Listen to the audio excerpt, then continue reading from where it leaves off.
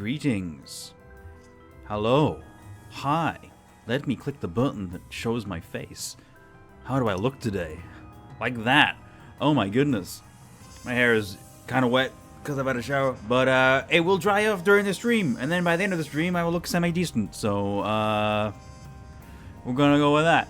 Hi, how you doing everybody? It's been like a few days since I last did a stream, purely because I've been working. Unfortunately, I've not had a day where I've really had a stream slot available.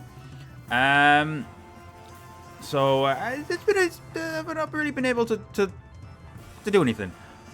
But I'm off today, and it's a perfect time for me to do a little bit of Rosewater, which we've done a couple of streams of already. But we are going to be continuing onwards until we finish it, because I'm really enjoying this game. It's really, really fun. I'm going to sneeze in a moment. There it is. And hello to Pal. How are you doing today? It's nice to see you. What was I going to say? I don't know. Yeah. It's Rosewater Day. For those of you who've missed what Rosewater has been so far, we play as a woman called Halle Legere, a former boxer turned writer, who went to a new town to work for a newspaper, and was given a task to accompany and find out more about this guy called Gentleman Jake. And Gentleman Jake gave Harley an offer saying, "Hey, we're looking for some treasure from this scientist who was disgraced because he caused a terrible accident. Want to go on a journey and see what we can find?" And that's what we've been doing. We've been on this journey with Gentleman Jake, and we've accrued a crew of people,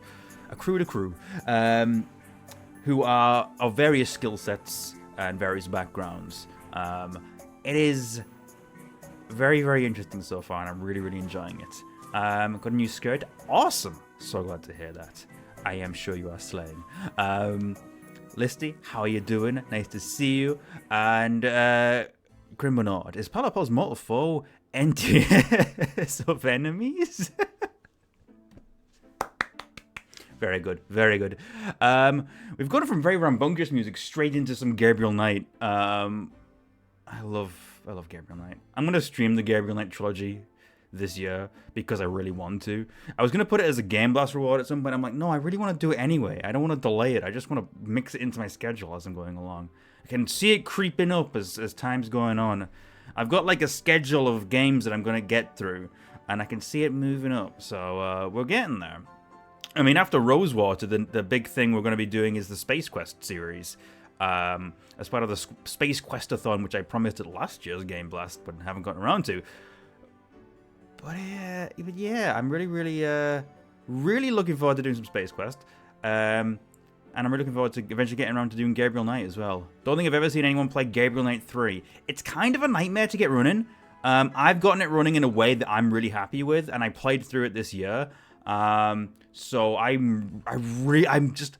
In my mind's eye, I can see the thumbnails for the Gabriel Knight 3 streams, and that makes me really, really excited, because like there's just Gabriel Knight 3 is very cool. It's very different, and it's very weird, and it's very difficult to get running because it's an old 3D game from the late 90s, and if you don't have an updated version, it can be very difficult. Early 3D adventure game curse, it certainly can be. Yeah, I think of all the early 3D adventure games, Gabriel Knight 3 is one of the best ones. It's better than Escape from Monkey Island. It's better than King's Quest VIII. It's better than Simon 3D. Like just without a shadow of a doubt. Just so much better. So much better. Like, Gabriel Knight 3 has a really great story. I know a lot of people harp on that one puzzle in Gabriel Knight 3 where you have to make a mustache out of cat hair. And yes, it's as ridiculous as it sounds, but it's one puzzle in the whole game. And that's the only really bad puzzle in that game. That's it. The game became infamous for this one puzzle, and it's one puzzle, you know? King's Quest 1 isn't infamous for the gnome puzzle. The puzzle itself is infamous. There's a cat for a mustache. Yeah, it's a bad puzzle. I'm not going to deny it's a bad puzzle. It is. But adventure games are full of bad puzzles. And one is... oh, God. Ugh. Yeah, it's hard to explain exactly how bad that particular puzzle is without actually experiencing it. It's just kind of nonsensical, where you basically need to make a disguise in order to get a motorbike. But it's like someone made a first pass at a puzzle sort of scheme, puzzle flowchart, and was like, "This'll do." It's not great. It's not. But there's the rest of the game really good. And it has, there isn't another adventure game which has Wikipedia articles for both its worst and best puzzle. Like Gabriel Knight 3, the cat hair mustache puzzle, that exists as its own Wikipedia article, but also the Serpent Rouge puzzle also exists as its own Wikipedia page for being one of the best adventure game puzzles. We focus so much on negativity. This game includes one of the best adventure game puzzles of all time. It's crazy. It's crazy. And I really want to share it with people. I really want to play it. So, anyway, yeah. Can't be that bad. If you're looking for hair, why not a cat? It's just... Yeah, I don't know how to explain it. It's one of those things where when you see the list of steps, it's just a bit much, I think. And it just doesn't really feel like it makes sense.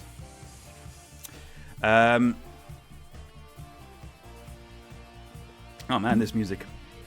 Speaking of Sam & Max music, by the way, the soundtrack for The Devil's Playhouse finally released today, after 15 years.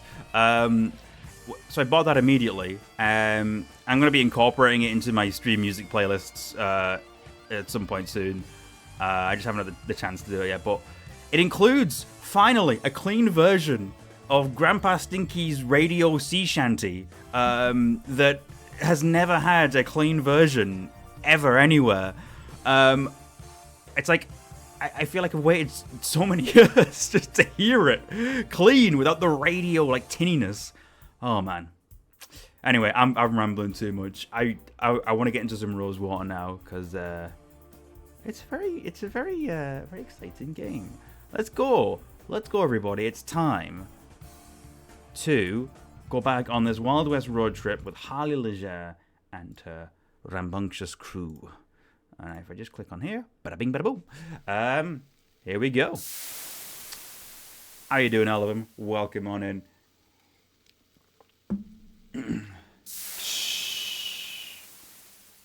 So we experienced quite a few things last time on the road. There were dinosaur fossils. There was a guy who built a castle. And that castle, he built a castle for his love, but his love didn't actually like him, and it was a bit of an awkward situation that we initially dealt with very badly, and then reloaded and dealt with it a lot better. This game has a lot of choice-based stuff, which is really, really interesting. You can really mess up things and make bad things happen if you're not very careful, which I think is really cool. We also experienced... There was also a sailor who had a really old house, and I was very, very convinced that he was a cannibal. It turned out he wasn't. And according to Grundislav Games, everyone thinks he's a cannibal. He's not. He's just a nice old man who has some traumatic flashbacks to his sailor days. That was a really, really fun little episode of this game, though. I'm really, really enjoying it. Grundislav Games, I love their stuff. Yeah, I loved Lamplight City. I still need to play A Golden Wake and Shardlight, but I've heard good things about those as well. Particularly Shardlight, I've heard that's pretty good. This one so far is actually phenomenal. So good. I need to put it on a list then. I need to get through it at some point. There's so many adventure games I still need to play. I'm trying to stream more so I can just get through them, you know? All right. With that being said, end of stream 2. That's where we were. We were back on the road, and I can't remember who we talked to last, but one thing I wanted to try, actually, is I wanted to play cards. So let's do that. How about a few hands of poker, boys? Sounds good to me. What's poker, what do you boys? think, Danny boy? I don't have anything to bet with. We don't need to play for money. Only our honor at stake. Please don't play strip What could poker. be more valuable, huh? Let's do it. Let's do it then.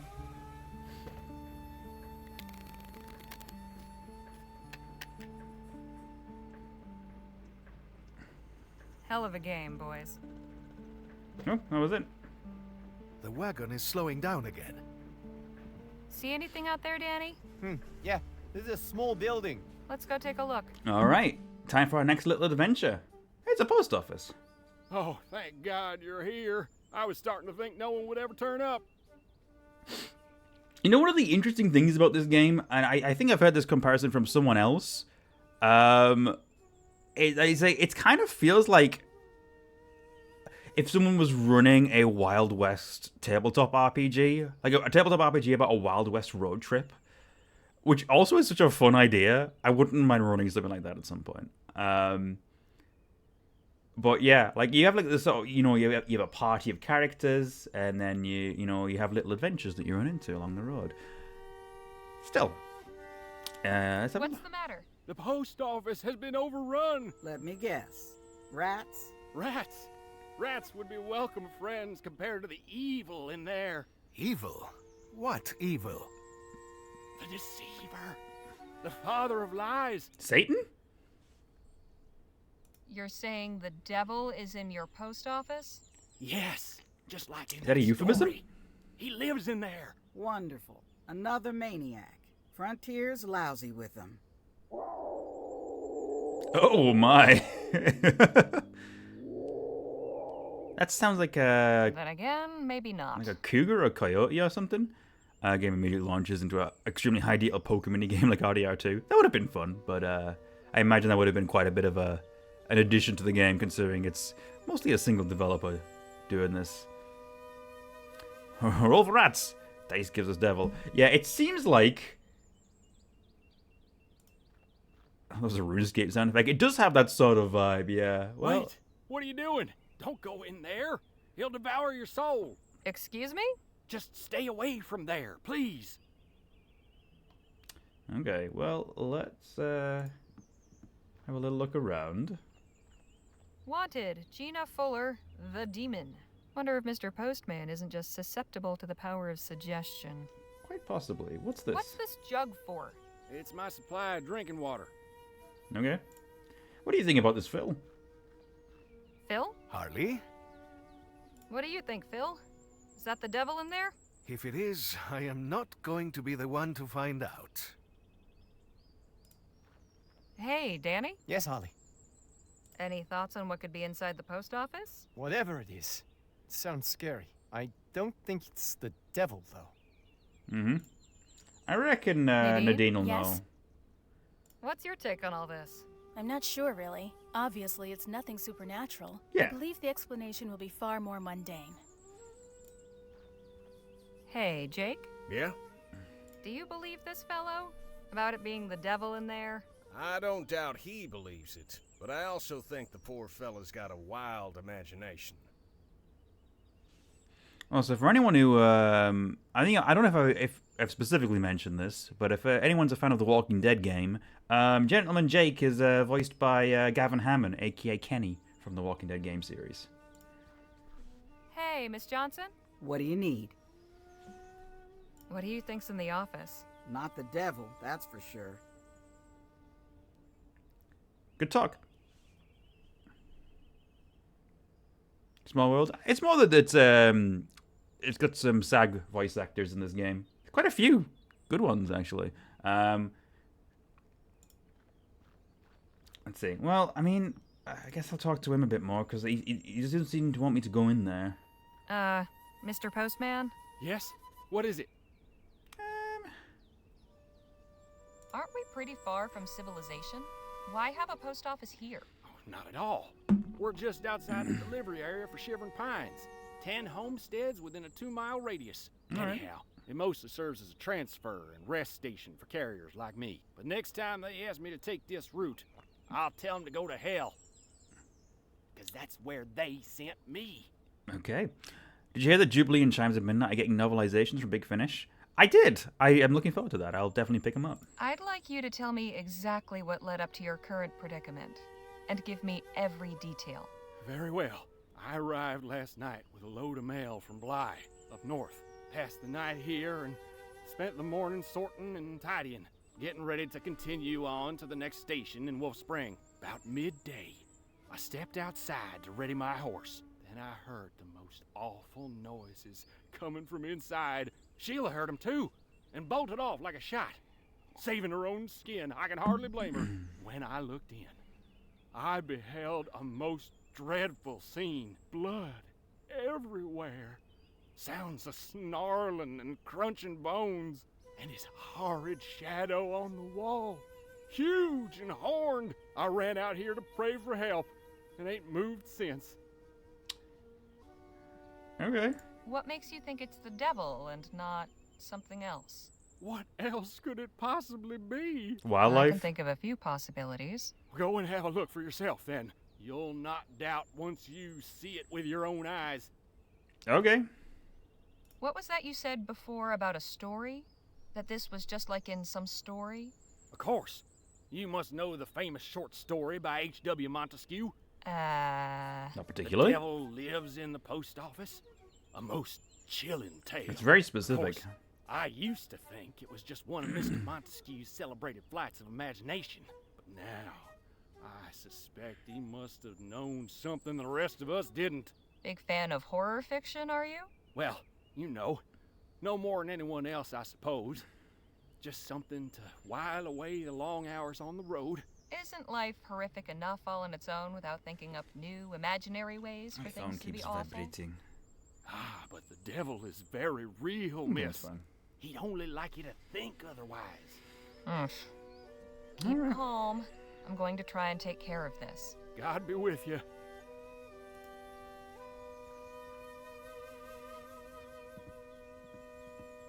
What could it... Oh, look at that.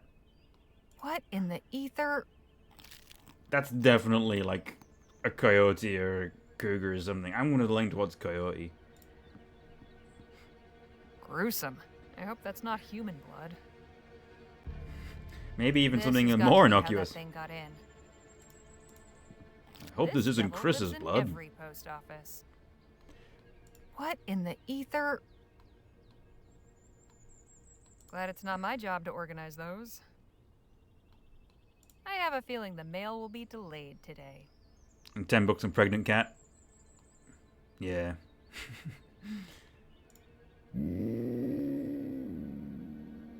Whoa, that's close enough. Honestly, it could be a cat. This lantern seems to be what's casting that shadow. Maybe if we lure it out something. Maybe we got something that can lure it out. I don't know. You want some tea? You want some tea? That's not going to help. Okay, never mind. Is this even tea? I can't even remember. Leftover tea? Yeah, it is. Right, okay.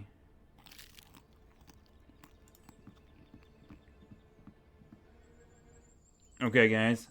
You've seen the creature? Phil? Harley? Are you carrying anything that might be useful?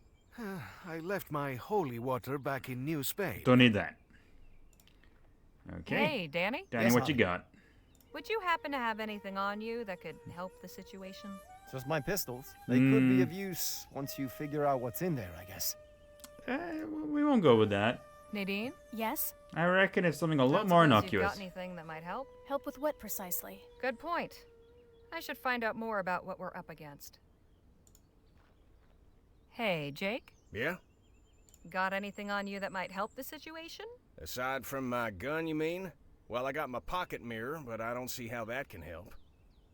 I'll take that Actually, mirror yeah, for I a could- spell I if you could- don't mind. Okay. Curious to see what you do with it. Might help us like see around the corner. Hey, Miss Johnson? What do you need?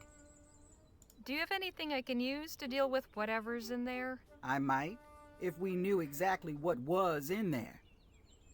Okay. I reckon we'll need to figure out what's in there, and then maybe those two can help us. Alright. Where do we want to put this?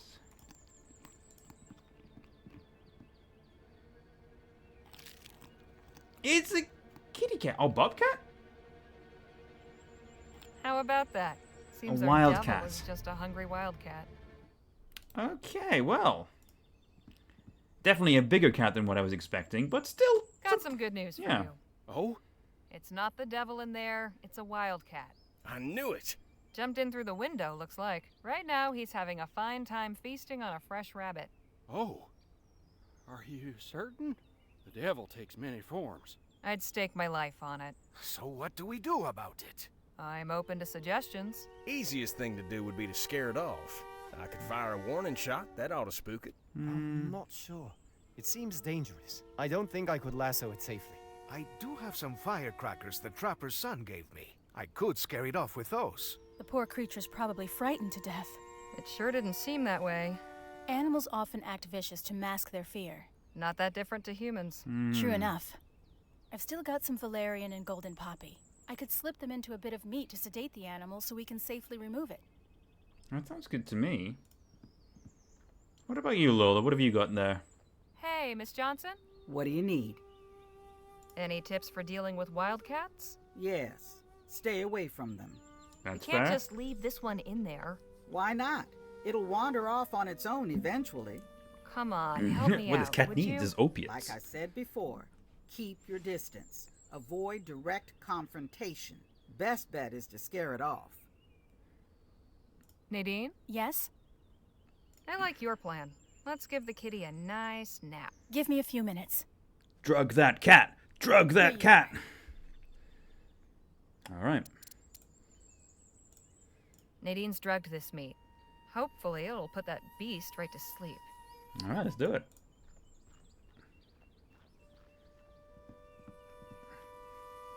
Hey, kitty.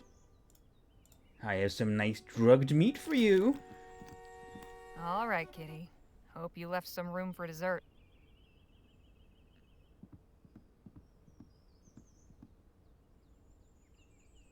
And he's down for the count. Hey, what if you want to help me move this beast out of here? There's something really funny about the cat Nice just going, like... Nadine. Bloop. Your plan worked like a charm. I'm glad we were Hey. able to get the poor creature out safely. You might want to leave your windows closed when you step outside from now on. Oh, That's I so most funny. definitely I will. love that. Guess we should head back. God bless you, folks. Family Guy death pose, yeah. Hey. Well, I got 2 achievements there. One for drugging a cat and one for saving the post office. There are multiple ways you can solve problems in this game, and I find that really, really cool. Alright. I'm going to chat. You know, maybe Lola wants to chat. Let's see if Lola's is interested in, Hey, Miss Johnson? What is it? Oh, she's got a dog now. I forgot about the dog. How's our newest traveling companion? Lisa Lou's doing just fine. Likes the wind on her face. Yeah, good old Lisa Lou. That trapper family was nice, wouldn't you say? Sure. Didn't rob or kill us. Suppose that does pass for nice out here. Gee, true. Sure has been a journey so far, hasn't it? Sure has. Enjoy it while it lasts. Once we get to the mountains, it's gonna get a lot less smooth. I'll let you get back to driving. Good. Alright. I'm going to chat with Danny. Hey, Danny, let's talk. Sure. I like the parallax. It's really nice, yeah. So did you get PD's memorial sorted out? Yeah, I think so. It was hard saying goodbye, but I needed to do it. Goodbyes aren't easy. Never quite got the hang of them myself. No? I don't like to stick around in one place too long, so eventually I just move on. Figure I'll be back around again sometime later. But you don't always get another chance for a proper farewell. Well, I hope you're not planning on leaving us just yet. Nah, I like to finish what I start. How about that trapper family, huh? It's nice to see good people like that out here in the wilderness. Pretty easy to get jaded and expect nothing but bandits and mountebanks, you know? Huh. There's a lady running toward the road. The heck is she doing? Oh boy. Madre de Dios! I'd better see what's going on. Did we hit somebody? What is it? Oh, no. Bandits? Highwaymen? Worse. Performers. Good day to you, travelers. Oh god. What's so good about it then? And what are you thinking? Running out in front of the wagon like that? I apologize for the theatrics. I fear it's in my nature. Okay, we've stopped. What do you want? What do I want? I suppose I'm, well, desperate. That much is clear. You running away or something? Heavens no, I could never do that. I'm the impresario of this theater troupe. Name's Kate Hatomi. Our show opens next week, and I'd be fibbing if I said it was going well. You're trying to end it all? Uh-huh. So I'm guessing you want us to help you in some way? Ah, very astute. All I ask is an hour of your time. We've been rehearsing this play for so long. We're all too close to the material. We need fresh eyes and unbiased opinions. If you could but watch our rehearsal and share your honest, unvarnished impressions, you would be doing us a good turn. What's the The harm? performance will be gratis, of course. Okay. You know, yeah, we happen to have a show in a mod. Lucky for you, we've got Gentleman Jake on board. He's an expert showman. The Gentleman Jake? Why, it would be an honor to play for him. What do you think, Miss Johnson? I think it sounds like an excellent chance to get a few winks. She's I'll like, park just over yeah, I'm gonna there. sleep. Y'all have fun. I do love Lola. She's really funny. She's just like, I'm done with this nonsense. Ladies and gentlemen, on behalf of myself and all the Queen's Mid-Atlantic players, welcome! This is a peek behind the curtain, if you will, at a work in progress. I thank you I have most humbly for your indulgence. a feeling and this is going to be warmly terrible. invite you to share your impressions following the rehearsal. And now, please enjoy the show. Okay. Oh, hey, King's Quest. Once upon a time, in a faraway land, there lived a beautiful and charming princess. Oh, I love my land. The people are kind, the water fresh, and the days are sunny and bright. The princess was loved and admired by Okay. everyone in the land, except one. An evil wizard coveted the kingdom and kidnapped the princess, intending to marry her and gain the throne. Okay. To ensure she could not escape, he summoned a terrifying dragon to guard her. We're doing Shrek? Oh my god, look at that! It's just a head, but King's Quest looks wild. I know, right, Mars? All was not lost.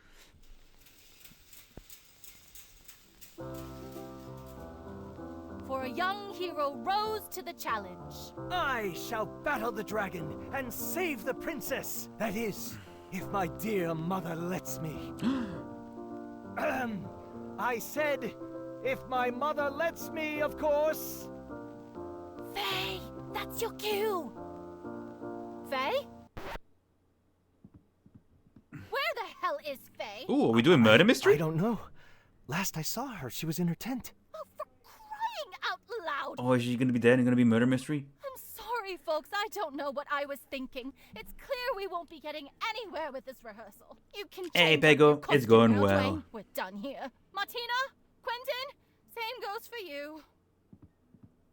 But Hero I needs spent tights, yeah. hours on my makeup. You look And I fantastic, spent wizard. months on this show. Look where that's gotten us. Everything I do to keep all this together, and you lot can't even turn up on stage now and then to hit a mark and say a few lines. Off with you, I need to think. Yeah, I think the wizard is perfect. I really No must notes. apologize for wasting your time. I knew the show needed some work. I didn't realize it wasn't fit to perform. So yeah, let's see. Let's do it. There must be some way we can help with the show. You took the words right out of my mouth. Are you sure? Much as it pains me, I can't honestly say we aren't in need of help. Certainly. Well, I'm curious to hear your suggestions. But right now, we need to find out what's wrong with Faye. Your doctor friend went to examine her, but I think she's just having one of her tantrums. You know how actors can be. Or perhaps you don't. In which case, consider yourself lucky. I'm going back to the stage. Come see me if you have any ideas. All right. Rachel, glad to make it to a stream after a while. Yeah. So, To be fair, I haven't streamed for any like a week, ideas? so Perhaps. Excuse I've me. been too busy. I'm going to have another look at the stage. Okay.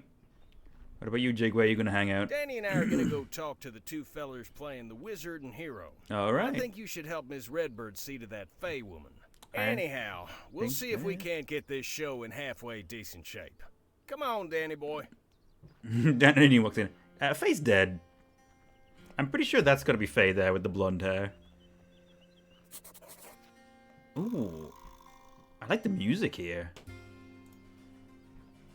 Hello, Miss Martina, was it? Yeah. Oh no, Martina she's Holder. the Sorry princess we could not finish actually. the show for you. No worries. Faye's actually a My pregnant cat. companions and I are trying to help your director make it better. Ah, good.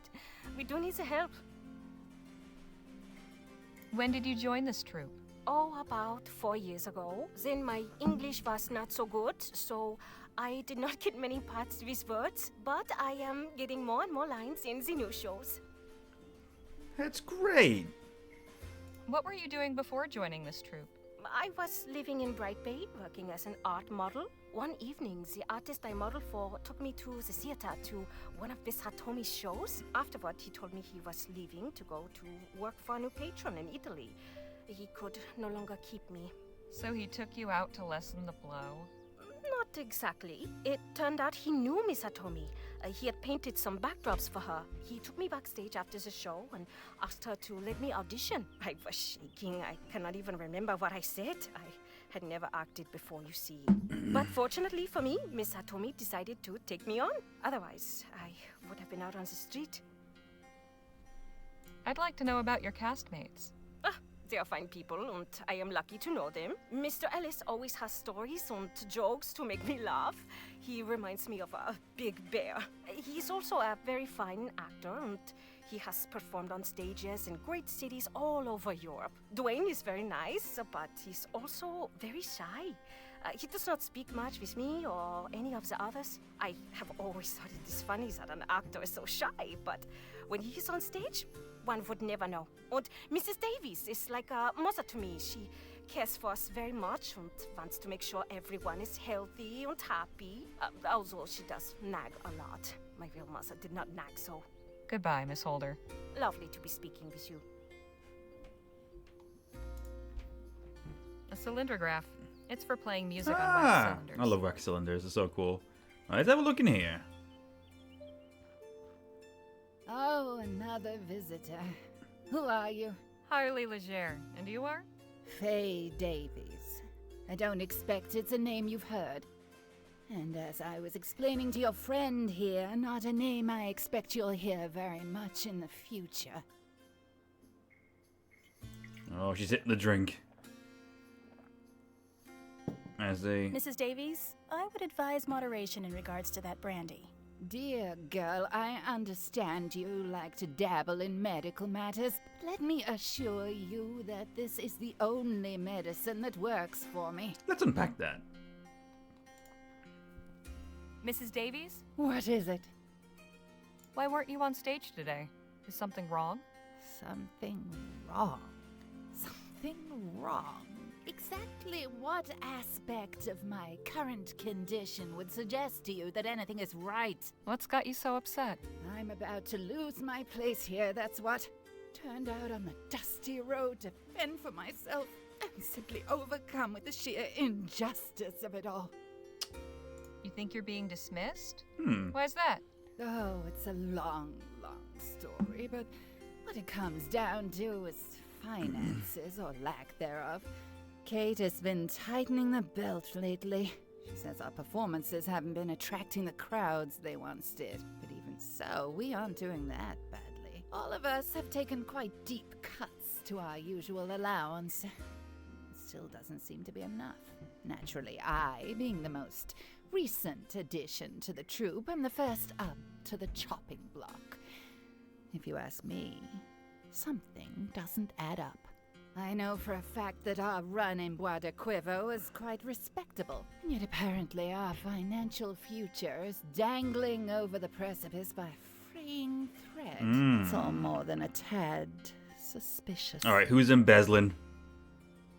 So you suspect Miss Hatomi is taking more than her share? We've all suspected it for some time, but I'm the only one who's willing to speak up about it. Everyone else knows I'll be the first to go, so they keep their heads down and wait to reap my share. You've accused Miss Hatomi? Of course not. I haven't got any proof.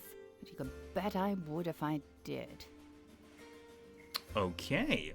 I think we have to find some proof of what's going on. If you were let go, what would you do? Oh, God, please don't ask me such things. I can't bear to think about it. It's a serious question. Everyone needs a backup plan. I don't know. I just don't know. Oh, what will I do? Kate couldn't be so heartless. Really drinking with the prophets. Just Could be. let me go. Will no one speak up for me? God, help me. Well, she's certainly dramatic, I'll give her that much. Alright, let's put the brandy down. There now. I'm sure there's a solution. How long have you been a member of this troupe? Oh, not long at all. Less than a year. I was the last one to join. What did you do before you were a Queen's Mid-Atlantic player? I was with another outfit based up in Fawcett. The Davies Traveling Spectacular. 15 years we were together. Anton, my husband, was our director, and I... Confound those Dover boys, they drove Bribey to drink. to play the princesses and heroines, Anton would cast me as the ravishing queen. He always made sure I had a spot on center stage. 16 months ago, he passed away in a stagecoach accident. An enormous tragedy. I'm terribly sorry. Was it a tragedy or was it So something were we all. else? Anton was the fiercely beating heart of that troupe. Absolutely irreplaceable. The others couldn't imagine going on without him. So everyone just went their separate ways. Just like that, everything was gone. My heart's love, my director, my troupe, my livelihood. I'm sorry. So, how did you come to join Miss Otomi's troupe? Oh, the traveling theater world is quite small, you know. We all know one another and meet on the road from time to time. Kate heard what happened and wrote me a letter of condolence. We corresponded for a while. Eventually, she said she was passing by Fawcett and offered to take me in. Quite simply, she took pity on me. What drew you to the stage? I've known I wanted to act since I was a girl. I would put on shows for my parents and the village children. I traveled to Fawcett to audition for Anton Davies' Traveling Spectacular. He had just formed the troupe then. First, I became his star actress, and soon enough, his wife. What can you tell me about the other players? Oh, such sweethearts. They've taken me in like a second family. Martine, especially. She's the daughter I never had. Dwayne is a good boy, but he keeps to himself. And dear Quentin. He and I have something of a friendly rivalry. Although he can get quite competitive at times, the old ham. I'll just leave you to it. Okay. Mrs. Davies seems quite fond of this stuff. Do a quick save here, because I might just take it off her, because it's probably for the best. Unhand that brandy. I need it for my nerves. I thought so. Yeah, that's fair. That's fair. Let's have a look. What have we got in A here? few books and a collection of wax cylinders in that box. Ooh, let's have a look. Let's see. There are a few wax cylinders here.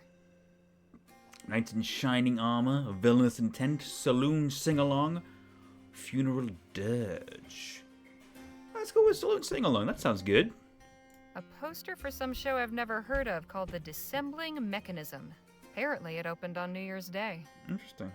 Let's chat with Nadine about what's going on. Hello, Harley. Did you examine Mrs. Davies? I did. And what's your medical opinion?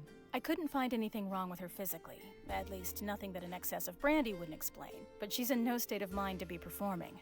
I don't believe one needs to be a medical professional to draw that conclusion, my dear. What's your opinion of the show? Yes, please tell us. Don't be shy. I'd like to hear what you think. I didn't quite understand it, actually. Perhaps it would make more sense if we had seen the whole thing. Dear girl, I truly doubt that would have made much of a difference. I'll see you later. Okay. Let's try putting on one of these wax cylinders. Why not, eh? I love the music in this area. I know I said it before, but the music in this area is so nice. As I replace it.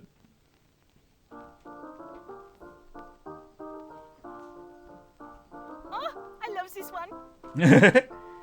This was the first song I learned in English, you know. You don't say. How does it go?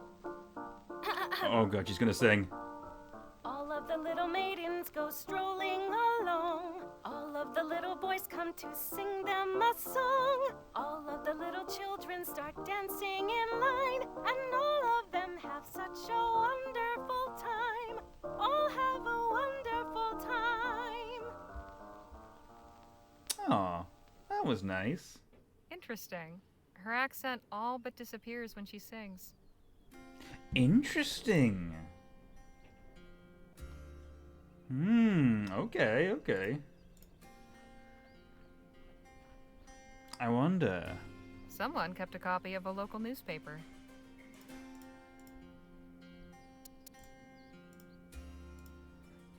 Okay, what have we got here? This is from 1850. I can't remember what year it is in the canon right now, but it's after the incident, so. Traveling players perform Camelot in the Park before bemused onlookers. Picnickers, ramblers, and families intent on enjoying a leisurely afternoon in Las Virginies, Pelican Park, last Sunday were doubtless left befuddled by a nearly incoherent plein-air rendition of the chivalric drama Camelot, staged there by impresario Miss Hatomi's itinerant theatre group, the Mid-Atlantic Players. The polyglot players hailing from all over Vespuccia and the far reaches of the globe gargled and fumbled through their lines in a stilted, faux medieval patois, riddled with these and thous and forsooths as they strove to bring King Arthur's court to life amidst the palms and fountains of the West Lawn. Evidently in the habit of travelling light, the performers were obliged to make do with next to nothing in the way of sets, costumes, or props that might enliven the spectacle, and in any way further the illusion of a courtly medieval setting for the drama. As to drama, the plot was paper-thin, a stock tale of good overcoming evil, wholly lacking in subtlety and nuance, not to mention any trace of the courtliness and charm one might expect in a romance from days of yore. The legions of nappers, taking advantage of the late afternoon haze to doze on the soft grass, evidently found little in the ways of thrills during the proceedings to rouse them from their slumber. Perhaps a more fitting description of the scene: Days of Bore. Alright. Who was born this day? On August 30th to Mr. and Mrs. Pierre de la Roche of Punta Blanca, their firstborn son, Pierre Auguste Jean-Paul de la Roche, weighing 8 pounds and 3 ounces. In some years' time, the young Mr. Pierre de la Roche Jr., heir to the de la Roche family fortune, is sure to become the county's most eligible bachelor. Married, Mr. Charles Grayson, 27, to Miss Bella Levinsky, 18. A little bit of a gap there. On Saturday the 3rd at the Church of the Holy Waters in Las Virginies. The bride was given away by our uncle, Mr. Abraham Levinsky. Dr. Roy Oakes, 73, to Miss Elsinora Snow, 81, widow of the late Mr. Frederick Snow, the Snow family's Corona Beach mansion. The children, grandchildren, and great-grandchildren were both espoused, of both the espoused were in attendance. Were those names in the last game? It sounds familiar somehow. I may be wrong on that, but it sounds vaguely. I feel like I heard that one. I feel like I heard those names in Lamplight City. Died local blacksmith Mr. Arnold Paget, 51, of Wiltshire Lake, in a tragic boating accident. He is survived by his wife and 8 daughters. 8? Crikey. All unwed, now left without means of support. Memorial to be held on Friday next at 4 p.m. at Christ Chapel of Wiltshire. Whatever happened to Dr. Bennett Clark? Once hailed as the Wizard of Ethericity, Dr. Bennett Clark has fallen from the public eye in recent years. After the public outcry following the deaths of 15 people in the Lamplight City Expo disaster of 47, he has hastily relocated to Rosewater, where for a time he continued a series of public demonstrations, albeit to a diminished audience. Well, no one wants to get disintegrated, do they? No word has been heard of Dr. Clark in nearly a year, despite the awesome destruction he wrote, my bad. He claimed his only wish was the betterment and protection of all mankind, by harnessing and taming the mighty dragon of ethericity. Clark hoped to bring salvation to the common citizen. Interesting.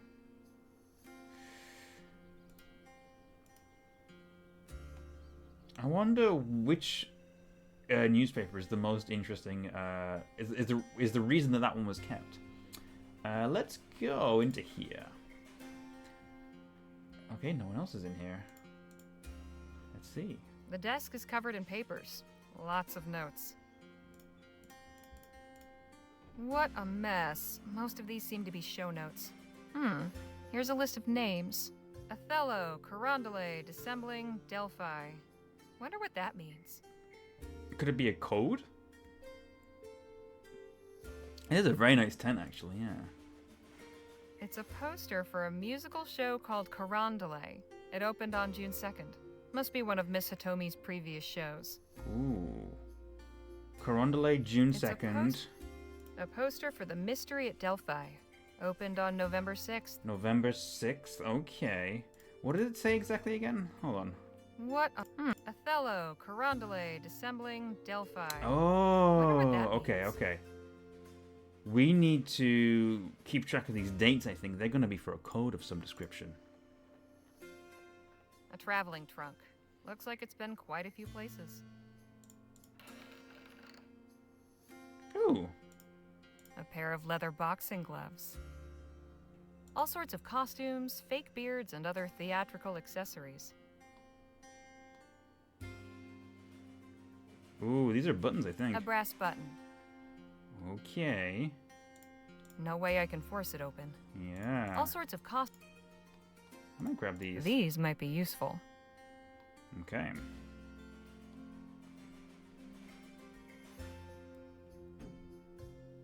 Okay, hold on a moment. Let's keep an eye on this because we need to find an Othello poster as well. If we find an Othello poster, we might be able to get into that. Because there may be something interesting hidden there. All right, let's go over here. Hey, what's up, guys? The hero is practicing. Hey, Danny? Yes, Holly. You fellas talking about anything interesting? Dwayne's showing me his stunt swordplay. He's supposed to battle the dragon at the end of the play. I've tried giving him a few pointers, but it's not going so great. Yeah. What did you think of the show? Well, I'll put it this way. If one of Jake's shows went that way, I'd be looking for another job. Ouch. Talk to you later, Danny. See you. Suppose being an actor requires a certain attention to one's physique. Hey there. Oh, hello. What are you doing with that sword? Practicing for the show. I didn't get to do my big fight scene with the dragon. That sword seems to be giving you some trouble. Yeah, I'm having a tough time getting the hang of it. The balance on this thing is terrible, and I'm always afraid of breaking it. I never liked working with prop weapons. But as long as we're doing medieval romances, I guess I'm stuck with this sword. This voice is familiar. Let me look something up real quick.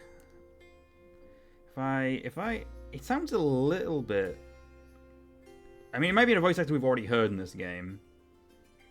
So, I keep clicking on the Hold on. Video game 2025, Rosewater. Let's see. What was this guy called? I don't think I caught his name.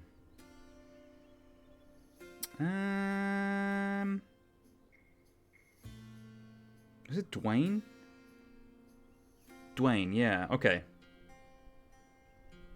Who is Dwayne voiced by then?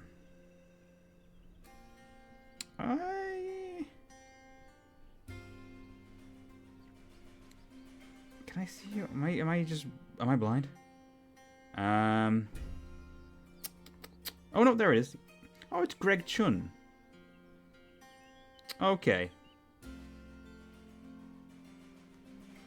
Alright. Fair enough. He's done a lot of voice acting work. To say anything specific I recognize him from would be difficult. Hold on.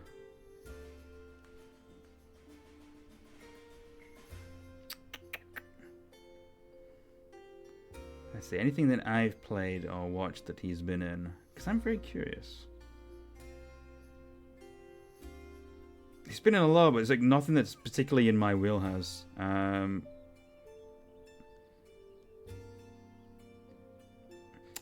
mean, for those of you who are Yakuza fans, he's a Yu Nanba in the English version of Like a Dragon and Infinite Wealth. He is Kaname Date in the AI The Somnium Files, if anyone's played that.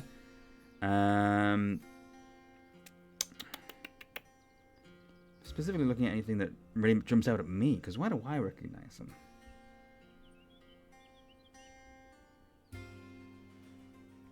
Nothing's coming up, honestly. He's done... Oh! He's, For those of... If anyone remembers when Overwatch was first revealed, and, like, it showed that Winston, like, knew a doctor called, like, a human doctor who was also called Winston. He voices the human doctor Winston that Monkey Winston is named after. I think that's possibly where I can hear that in his voice now. I'm not going to look up anymore. Right, let's just How ask did you him end some up stuff. on board with this crew? Oh, I met Miss Hitomi and Mr. Ellis back east when they passed through my town in Appalachia. Snuck out of the house to see the show. I went backstage after to ask if I could audition to join. Miss Hitomi said no. So, after they packed up for the night, I stowed away in the wagon. Rode halfway to La Roche before they found me. That was when my real audition happened. Mr. It's a Ellis deep cut. spoke It up. is. He said, "Now, Katie, my dear, you would be a bloody fool to leave the lad behind after a performance like that." I'm just going to see if there's any others. Okay. He's done some stuff with World of Warcraft before as well, apparently. I don't really know why specifically I recognize him. Oh well. What were you doing before joining this troupe? Working on my parents' farm. It was a rough life. Wasn't much to my liking. No glamour, no surprise, no fun, no opportunity to meet anyone interesting. And my father was very strict. All he wanted was for me to marry our neighbor's daughter so I would inherit his land and grow our family's holdings. Eventually, I realized I would die if I stayed any longer. My soul would die anyway, so I left. Okay. How did you know you wanted to act? I always liked listening to other people, hearing how they talked. Used to practice in front of a mirror and try to imitate them.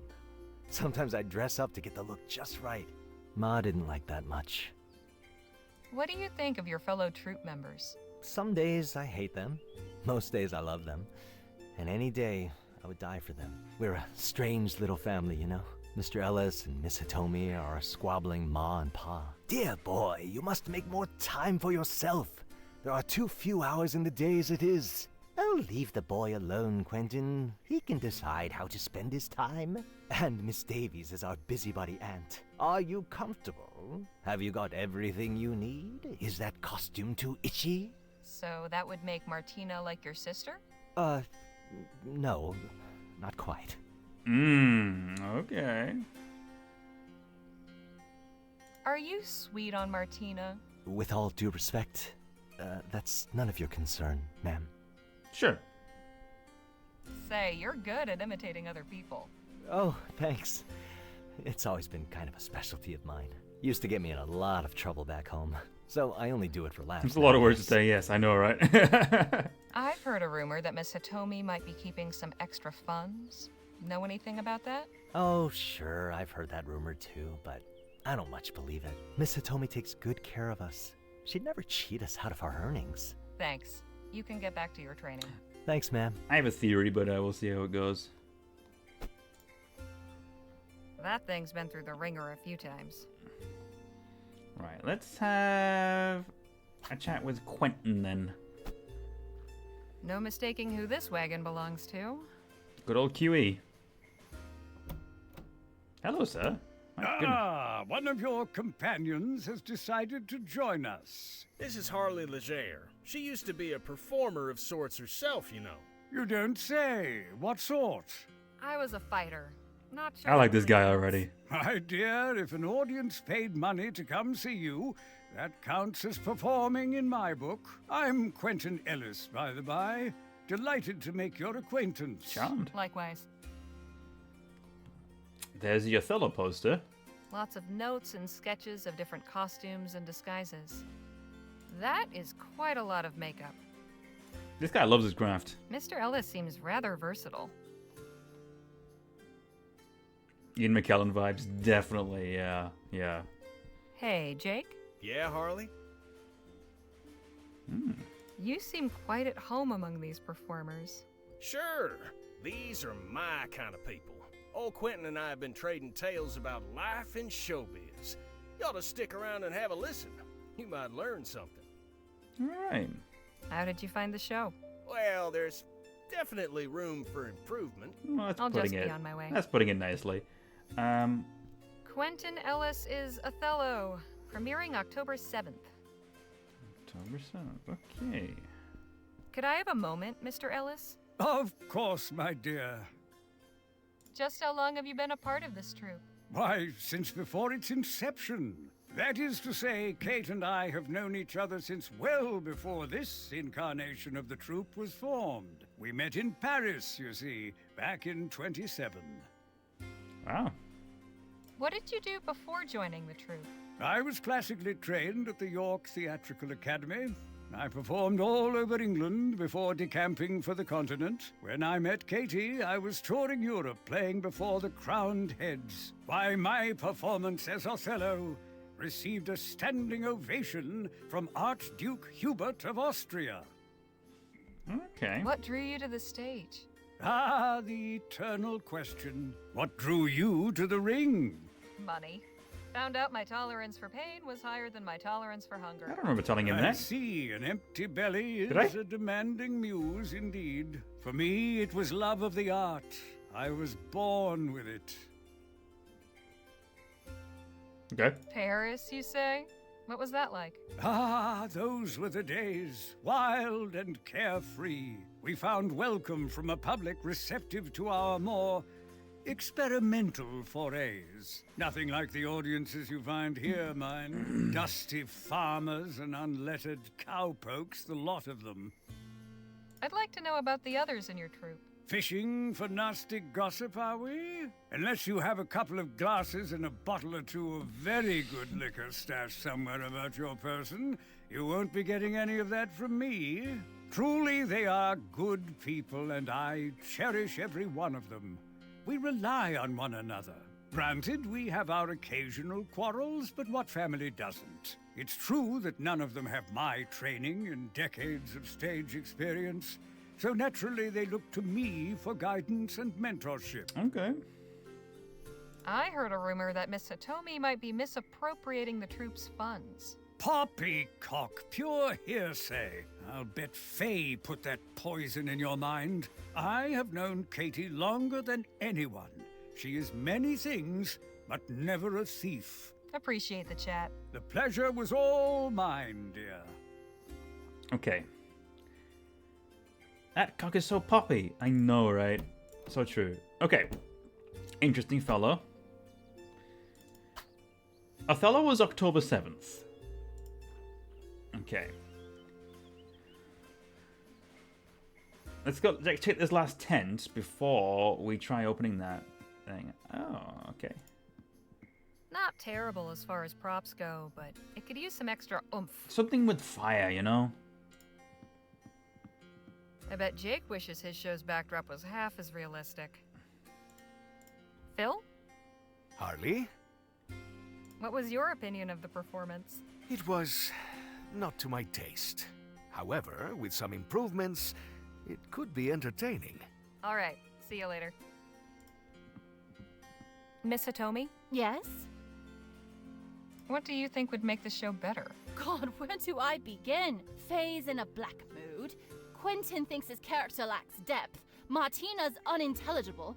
And Dwayne's swordplay doesn't even rise to the level of farce. And naturally, theater's all about imagination. But with the quality of our set and props, I fear we are asking rather too much of our audience in that department.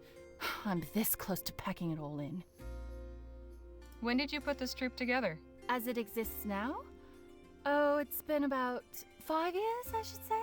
That's when Quentin and I came over to Vespuccia. Okay. What were you doing before starting this troupe? I spent some time in London, then went traveling around Europe doing this and that, until I met Quentin. Have you performed yourself, or do you stay out of the spotlight? Me? Oh no, I haven't been on stage since Paris. Quentin and I used to do a little magic show, if you can believe it. No fooling? It was a very long time ago. Not worth remembering, honestly. I want to hear about your cast. Oh, they all have their talents. They wouldn't be in my troupe otherwise. But I don't hold with talking about people behind their backs. Why don't you get to know them yourself? What's wrong with Quentin's character? Not a thing! Everyone loves to hate the evil wizard. He's a guaranteed crowd pleaser. But Quentin thinks the role lacks depth. That his talents as an actor, and they are considerable, are going to waste. And yes, perhaps he has a point, but for God's sake, this is not the Royal Arcadium! We performers have a saying. There are no small roles, only small-minded, puffed-up thespians who suppose that entertaining the common man is somehow beneath them. All right. I love Quentin, really I do, but I've had it up to here with his carping and grousing. He doesn't listen to me, but you're welcome to try bringing him down to earth if you'd like. What's the problem with Martina? Weren't you listening? She doesn't so much say her lines as chew on them and cough them out. She's a sweet girl, and her physical performance is outstanding. The things she can do with just her eyes. I'm loath to cut her part or take away the few lines she already has, but unless she finds some way to magically rid herself of that blasted Teutonic accent, I may have to. I may have an idea on that. This lady should open up a butcher shop with all that beef. Yeah. Most from Boston with all that tea. Very good, guys. You don't think the swordplay is good enough? Setting aside that our prop swords are as likely to crumble to bits or give the players paper cuts as they are to make it through a scene intact, it's just not very convincing or compelling. Dwayne either needs to get more adept at handling them, or we need to rethink the whole sword thing. Thank God this play doesn't feature a real sword-fighting duel, but it does need a big climax where the hero slays the dragon. How are we supposed to do that without a sword? What can we do to make your set and props better? The best thing we've got is the dragon head, but it's not exactly intimidating, is it? Your friend over there said he might have an idea to make it better. Honestly, at this point, I'm all ears. Okay. I had a chat with Mrs. Davies. She seems to think her position's in jeopardy. What? Why would she think that? Are you saying you're not planning on letting her We're go? walking out of some of the storm. Of course not, especially not so close to opening night. What a ridiculous notion! Honestly, I don't know where Faye gets these ideas. Someone's doing something. So long. I don't Take care. exactly know.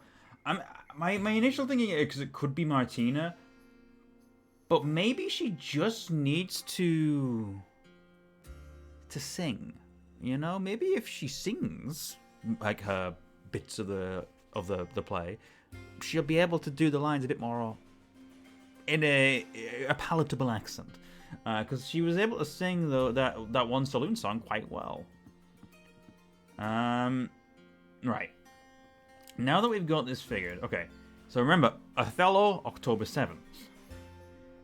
Dissembled is A poster for some show I've Dissembling. never heard of called The Dissembling Mechanism. Apparently it opened on New Year's Day. New Year's Day. Okay. So that'll be 1-1. Okay. New Year's Day, October 7th.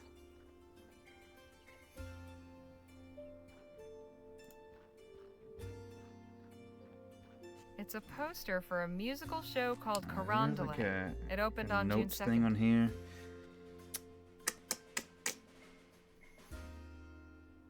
I just want to note some stuff down real quick. I'll just go on a Google Docs or something. Hold on. Okay. Your document. Othello, October 7th. Dissembling was January 1st. What was this one again? It's a poster. June 2nd. Carondelet. It's a June 2nd, yeah. And a poster for Delphi, the Mystery November. Delphi. Opened on November 6th. Okay. November 6th. It could be the last number, isn't it? Or it could include the it could include the what you call it, the month as well. We'll just try and see what it gives us. All right, let's have a look.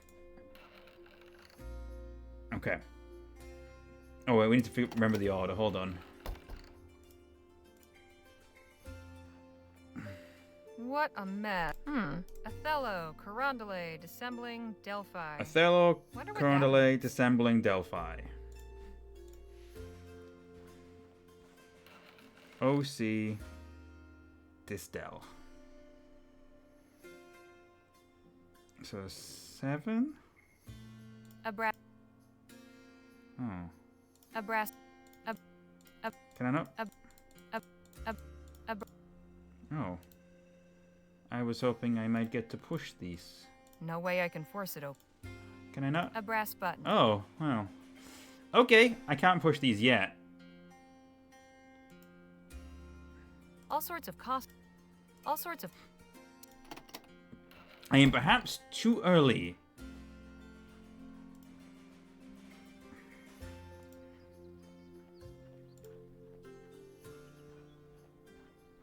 Miss Holder? Yeah? I must say, you've got a beautiful singing voice. Oh, why thank you. I couldn't help but notice how clearly your words come out in song. Yeah, you are not the first to say this to me. I cannot explain it. It is just something which happens. Say, I've just had a crazy idea. Rather than speaking your lines, why not sing I them? spilled my water. Sing them? I spilled my water. Interesting Oopsie thought, daisy. but Strange. Oops. Haven't you ever heard of opera? But if only I am singing and no one else. It's a little unorthodox, sure, but isn't that what art is all about? Being expressive, doing the unexpected. I think it will really bring some emotion to the role. It'll be like your character is too pure to just say words. The feeling is so strong My she has to Vasa. sing them. Yeah, I think I Fine, I see got what it. you are saying. I got it Very cleared well. up. I will try this next time. Just plopped onto the edge of my keyboard. Luckily not in my keyboard, just on the edge. We good. Okay, we've definitely improved that. Do you suspect that Miss Hitomi might be keeping money from you and your castmates? What? No, never.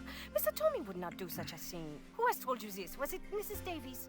Well, yes. I am not surprised. I think that of all of us, she is easily the most dramatic. Goodbye, Miss Holder. Lovely to be speaking with you. Okay. Let's go chat to... I have an idea about your... Miss Hitomi? Yes? Okay. So we have to figure out these as well. Quentin's not happy with his character. Quentin needs more So long. depth. Take care. Let's have a chat with Quentin and see what he thinks about it then.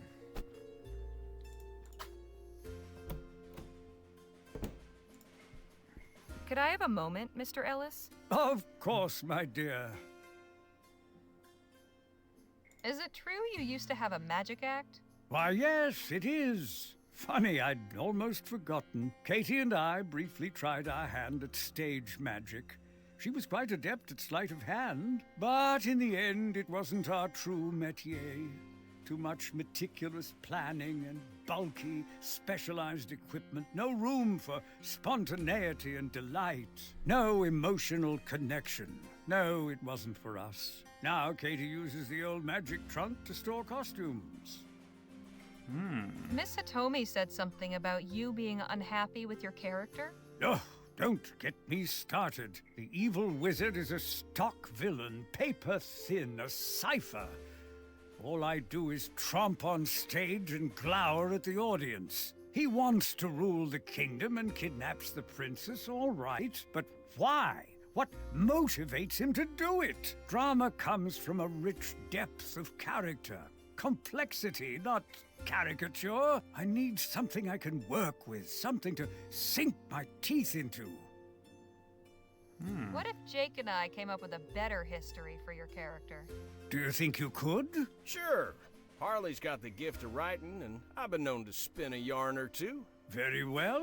I must admit I'm curious to see what you come up with. Why does the wizard want to rule the kingdom? Alright.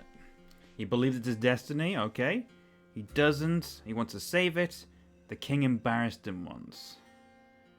I kind of like the idea of the king embarrassing him. Gives him like a petty edge, you know? Easily rename the villain sorcerer. Simon the sorcerer. Oh,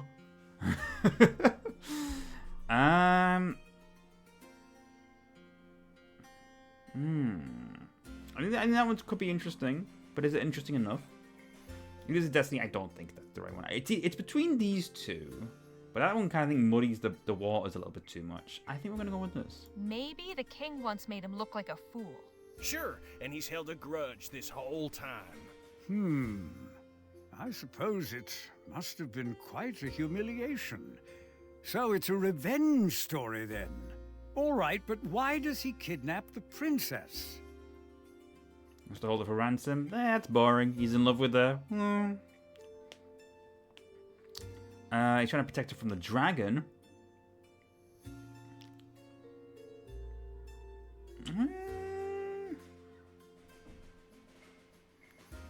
Doesn't like her.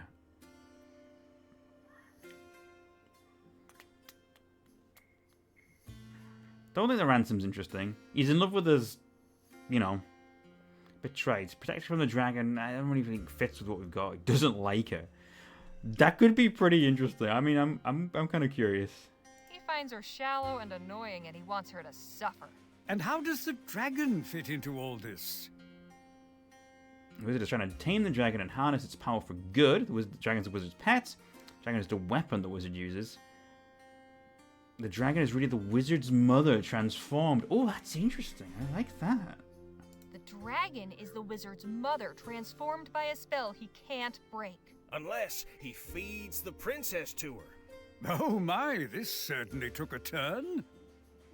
You have some unusual ideas, but I'm not sure they all quite fit together. Perhaps you should give it a bit more thought. All right. We have to get it coherent. Not just throwing things at the wall. Okay. Or why? Why does he want to rule the kingdom?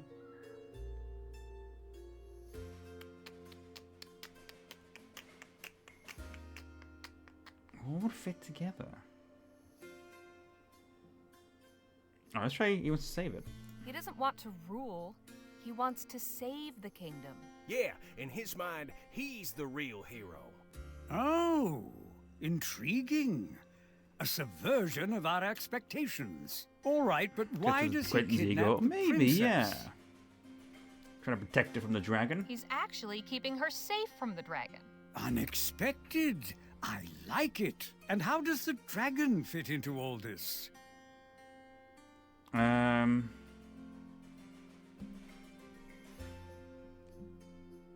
to prevent the dragon harness its power for good. The wizard wants to tame the dragon and harness its power to serve the kingdom. Ah, I see. So truly he's just misunderstood. Yes. Oh, this is That's a it. That's what he more wants. Interesting and complex figure. The wizard is human, like any of us. He has his own needs and desires. He is conflicted. He strives to do the right thing, however that appears to him. He is the protagonist of his own story. This I can work with. Thank you. Okay, he likes it. All right. Appreciate the chat. The pleasure was all mine, dear. Okay. We are getting there. We need to do something about this stinky little sword, though. Hey there. Oh, hello. Ooh, pugilism. How do you feel about boxing? I'd be happier doing any kind of unarmed fighting style, really. But how am I supposed to box a dragon? With style and panache, that's how. It's all about confidence. And I Ask have a Kyle feeling you'd Katarn. look much more confident without that sword. You don't think the audience would be confused? It's your job to make them believe it. They just want a good show. I don't know. We've never done a boxing scene. I don't really know a lot about the forum. You're in luck. I used to do some boxing back in the day. Could show you some moves if you like. Heck, sure. Why not? This whole sword thing clearly isn't working for me. But I'd rather not do it bare knuckle. Not really into the whole suffering for my art thing. Right. I'll see what I can come up with. Well, Thanks. Thanks. I did get the gloves. Here you go, buddy. I found some Boxing a dragon. That sounds great. Imagine. Oh, sure. Put him up, dragon. Danny, how'd you like to help out? Sure. First, your stance is all wrong. Stagger your feet, 1 foot in front, weight evenly balanced, knees slightly bent. Good. Now, show me what you can do. Not bad. Not bad. Try not to let your elbow flare out, Dwayne. Protect the ribs. I think you boys are getting the hang of it. Alright. That looks good.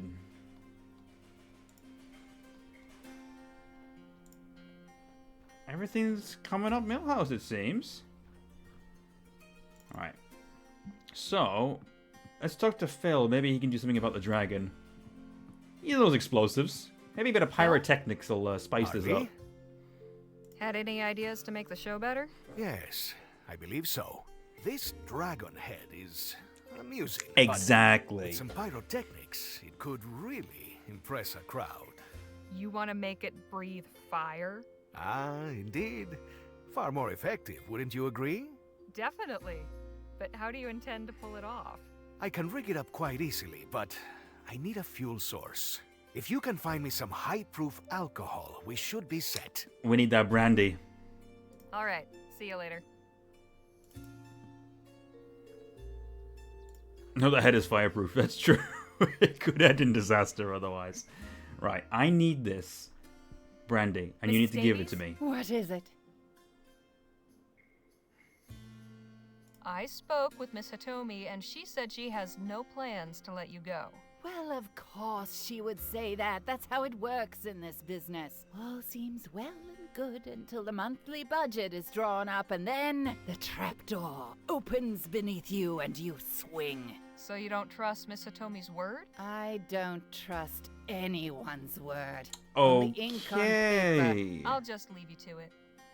Right. I think we may need to get some paper, or papers, that perhaps... No way. Mr. Ellis said this was Miss Hitomi's old here we magic go. trunk. Maybe these buttons aren't just for decoration. Okay. Now we can do this, I think. Right, so it was 7. That would be this one. 7. Corona's 2. And it was dissembling and 1-6. 7216? Fantastic. What do you know? Quite a bit of cash in here. So Miss Hitomi is skimming off the profits? Perhaps that book might shed some light on things. Let's have a I'd better look. take a look at this. Okay. Huh. It seems Miss Hitomi's keeping the extra money to invest in the show. She calls it a rainy day fund, and she has a separate space for Right. emergency salary reserve. So Mrs. Davies was wrong. I ought to show her this. Maybe it'll calm her down. It's all a bit of a misunderstanding. Things are never as bad as they seem. The old classic, you need a special line to actually activate the puzzle. It's true. Sometimes it just works that way. I found this ledger in Miss Hitomi's trunk, along with some cash. So I was right. This is exactly the proof I was looking for. Not quite. It's Keep not reading. quite what you think. Look at the entries. Rainy Day Fund. Emergency Salary Reserve. Why, she isn't keeping this for herself. She's setting it aside to help you all. Oh dear, how embarrassing.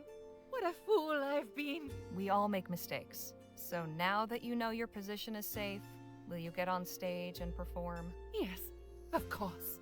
Thank you for clearing up this misunderstanding. I really do appreciate it. Alright, now can I have this? I don't think she'll be needing this anymore. Alright, Phil, I got you some booze, so you can, make fire. Here you go. Here, how about this for some fuel? Yes, this will work. Excuse me, I must go backstage and set up the prop. I mean, you did just take it, so I guess you can keep it. One of my favorite Sam Max lines. End of season 2, when you take Brady Culture's ID card, it's definitely one of my favorites. Like you literally, like you just swipe it and like ask for it, and he goes, "Well, since you already took it, I guess so."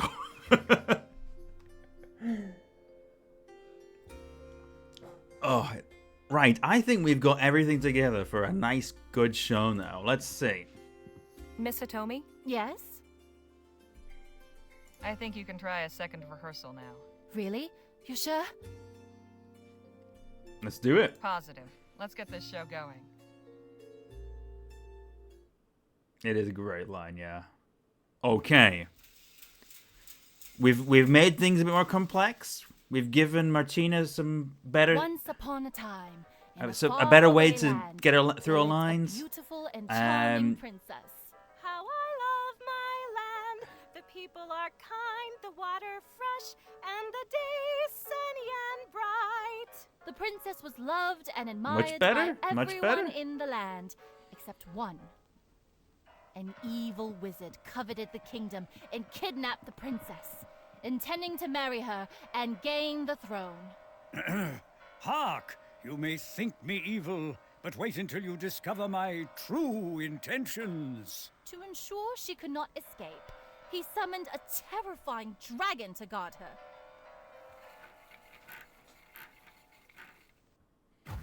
Oh my goodness!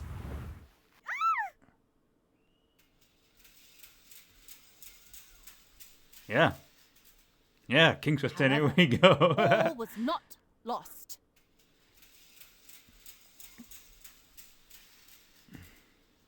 For a young hero rose to the challenge. I shall battle the dragon and save the princess. That is, if my dear mother lets me. My dearest boy, proud as I am of your bravery, I worry so for your safety.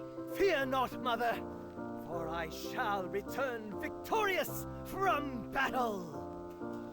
Go on, punch the hell out of that dragon. And so the brave lad rode to the castle and confronted the mighty dragon. Please don't actually light him on fire. Okay, yeah, it's... Yeah, beat him up. Foul beast, your end is nigh.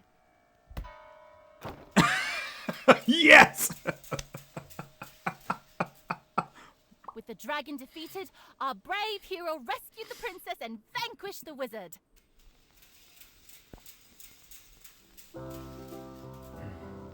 Curses! My plans have been foiled. Oh, my brave son has returned.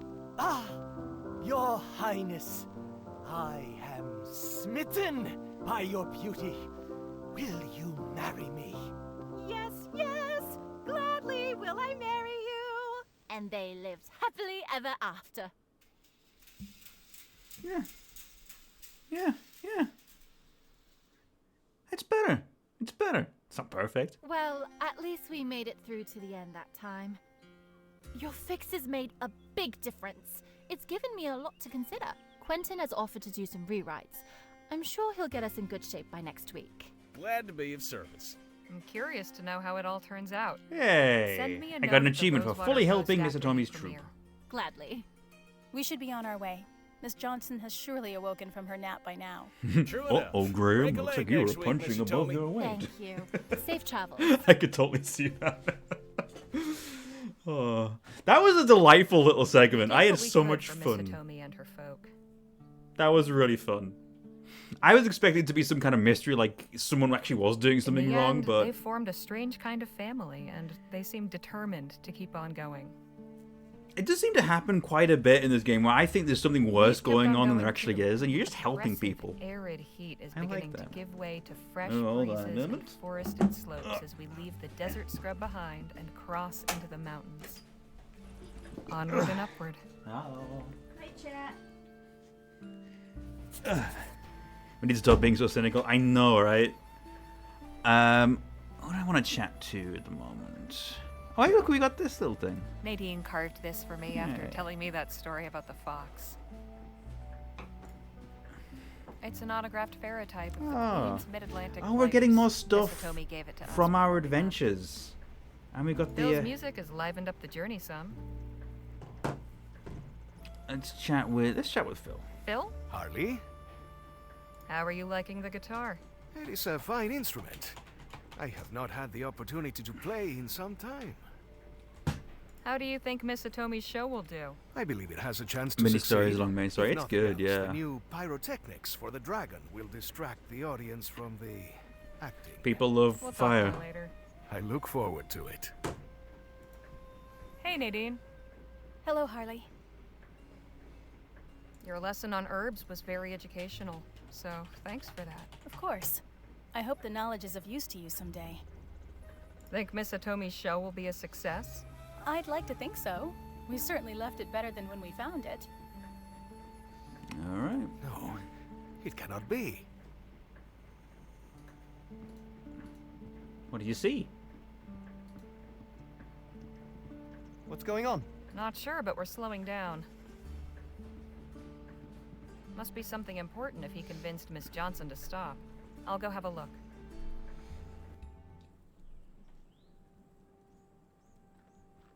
Care to explain what's going on? I know these people. They are from Jicotea. All the way out here? Yes. I thought they might head for the border, as I did. I am relieved to see they made it. General Márquez, ¿qué haces aquí? Antonio, it is good to see you are well. I would not say I am well, General. This is my companion, Harley Leger. Has the General recruited you to his cause then? Well, 1 second. There is a bot that is trying to get through, but you won't be able to see it. I'm just gonna delete it from existence. Goodbye, bot. Another character backstory time? Maybe a little bit, yeah.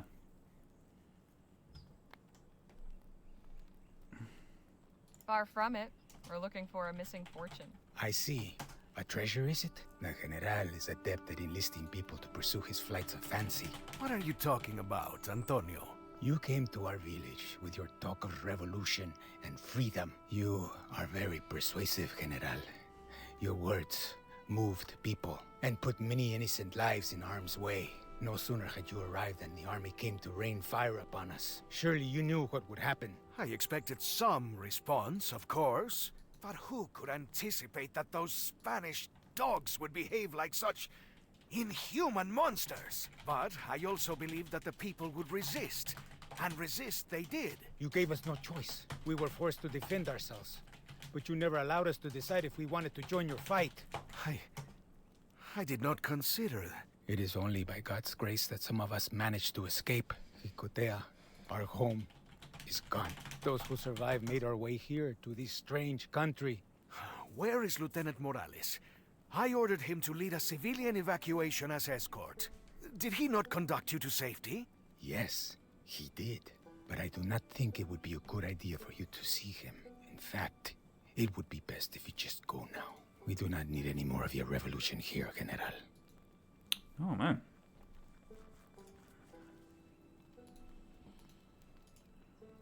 These people clearly need help. Maybe we can do something for them? Like what? Let's poke around. Something might come to us. Okay. Let's read this newspaper. Okay. Needham's News Circular. Rebels rouse rabble, raise ruckus. Scatter southern skirmishes, stir Spanish soldiers. Like two homesteaders on adjoining plots of land, who each must suffer the fragrant musk of each other's livestock, the encroachment of creeping weeds, drifting gusts of smoke, and the muffled clatters and cries of domestic disharmony borne over the air from his neighbour, disrespectful of any boundary markers or property line. No more can our nation remain hermetic and unawares of the private troubles and effluent discharge of our neighbour to the south. While the ill-favoured rebellion of certain new Spanish rustics against the brutish excesses of their sovereign king may be accounted a wholly internal matter for citizens of that empire and a colony, the result has been a steady northward crossing of the would-be uprisers and refugees in the wake of their failed campaigns of resistance. The vagabond trains of these uprooted peasants have become a familiar sight in these parts, wending through our hills and valleys, bearing the remnants of their households upon their backs. Is it not neighborly, then, for us Vespuccians to take an interest in matters beyond our border? To wonder whether New Spain might yet reclaim her wayward citizens in taking refuge in our fields, like a runaway child fleeing a loutish father's heavy hand. While the cries of revolution have quieted since the rout of rebel General Marquez and the raising of insolent Yucatea, occasional reports have surfaced to offer a small glimmer of hope for the cause. A fortnight ago, for instance, the armory of the garrison at Loma Verde is said to have suffered calamity when the considerable store of gunpowder kept there ignited in the night, a careless mishap, or the work of insurgents still uncowed. Do not sit in the dark. Light up your life with wax-tipped candles made at home. You need not wallow in obscurity, nor allow the chandler to grow fat from your custom. With a little sweat of the brow, you can wholly supplant his services and make your own serviceable candlesticks. Here is a method. With the wax, any tallow, beeswax, or candelia wax may be used. Over a strong flame, melt a good quantity of this substance in a sturdy metal pot. For the wick, take a length of twine or thick plaited thread of cotton, flax, or hemp, and dip all but an inch into the melted wax. Hold submerged for half a minute, then withdraw. Repeat until the wax lies upon the wick in thick coats and assumes the aspect of a well-formed candle. Hang to dry. When darkness falls, burn your creation to chase the shadows away. Forswear your erstwhile chandler, for now you have become the master of his art. Okay, sure. Felton Sawmill nears completion, seeks workers. Since his purchase this last spring of half a league of land northeast of the township of Shivering Pines, including a parcel adjoining Camp Felton and the fast-flowing waters of Catakill Creek, Mr. Edgar Felton has been engaged in building a new sawmill to succeed the one previously commenced and partially built about 3 miles to the south, before a flash flood washed it all away in the summer of last year. Not one to be undone by the whims and perverse tantrums of Mother Nature, Mr. Felton has persevered in his designs and announces that the new Felton sawmill will commence operation by end of this year. This ought to come as welcome news to the diverse loggers and foresters of Shivering Pines, though those namesake woods abound with good timber, have been obliged by the region's dearth of milling capacity to transport their product to distant Esperance, or even way up north to Haverfield for processing into lumber.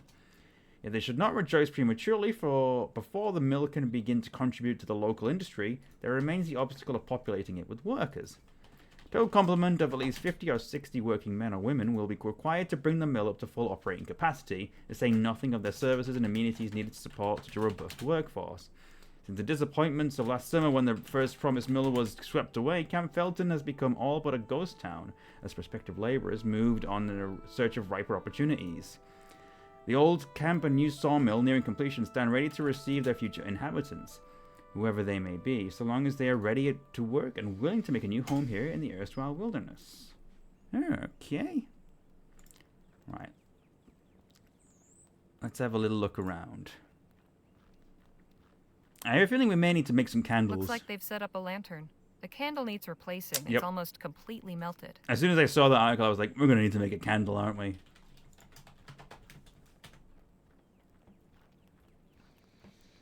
There's a length of string tied to this tree. Must have been used to hang laundry. Okay, we could fix this. There's quite a few people. Doesn't look like they've been camped here very long. Can I click on this? It keeps the chill of the forest at bay. The pot hanging above it is empty. Okay. Not a bad place to seek shelter, though the building's clearly been abandoned for quite some time.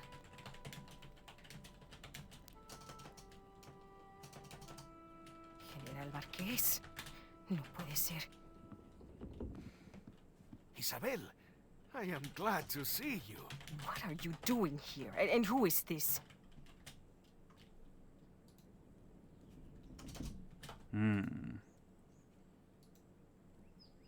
Good to meet you. I'm Harley Legere.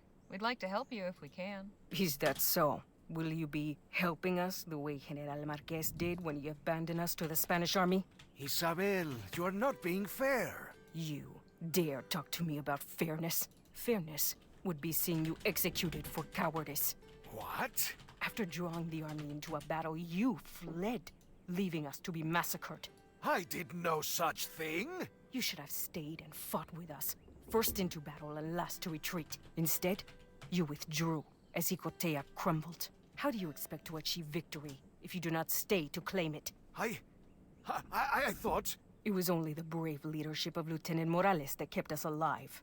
Now, we are stuck here, unable to return and take back what's rightfully ours. I don't want to speak about this anymore. Leave me in peace, General. Ouch. Okay, we've got a lot to look at in here. They've turned a pew over to serve as a table, and it seems the collection plate's been turned into a serving plate. Someone left their knife behind. Ooh, a knife. They've turned some. Well, I'll grab it when I need it, I assume. The pews have seen better days. Some of them have been converted into makeshift beds. Okay.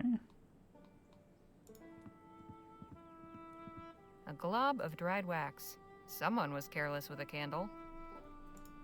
This shelf probably held many candles once, but there's only some old dried wax now. It's been a long time since anyone used that altar.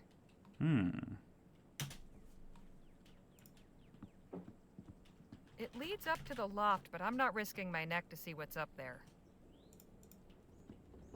Several articles of clothing are hanging to dry. Ma'am? What is it? Tell me more about yourself, Isabel. Myself. What can I say? My life has been completely destroyed. I used to take care of my grandchildren, while my son and his wife worked their farm. Now, I am stuck in a strange country with no hope of return. And to complete my torment, the man responsible for it all turns up as if nothing happened. Is your family here? Did they escape with you? No. My son stood up to the Spanish tyrants and died defending his home. Last I saw his wife, she was fleeing with the children. I do not know where they went. Lieutenant Morales and his men ushered a group of us out. There was no time to gather anything or find our loved ones. I'm so sorry. As am I. Sorry I cannot return to punish those who robbed us of our freedom. How did you come to shelter in this church? After crossing into Vespuccia, we soon realized that we could not survive in the open desert. The forest proved just as dangerous. At last, we happened upon this abandoned church. It may not be much, but at least it has walls and a roof. Would it be possible for us to speak with Lieutenant Morales? That is out of the question. We'll talk again later. Okay. What are you thinking about, Phil? Phil? Harley? Who is this Lieutenant Morales you mentioned? One of my bravest compadres. And a dear friend. I tasked him with leading the survivors of Jicotea north, across the border, if necessary. If he is here, I would very much like to speak with him. Right. Carry on. Okay. Where can we go? Not a lot you can... Have I uploaded the Fistful of Frags VOD? The Pizza Party VODs don't really go up. I don't keep them around, if I'm being honest. It should still be up as a past broadcast on here if there's anything you want to clip from it. But I mean, yeah, I'm afraid I don't put those on the archive. I only put my playthroughs on or the interesting ones. I never really found that they were interesting enough to keep.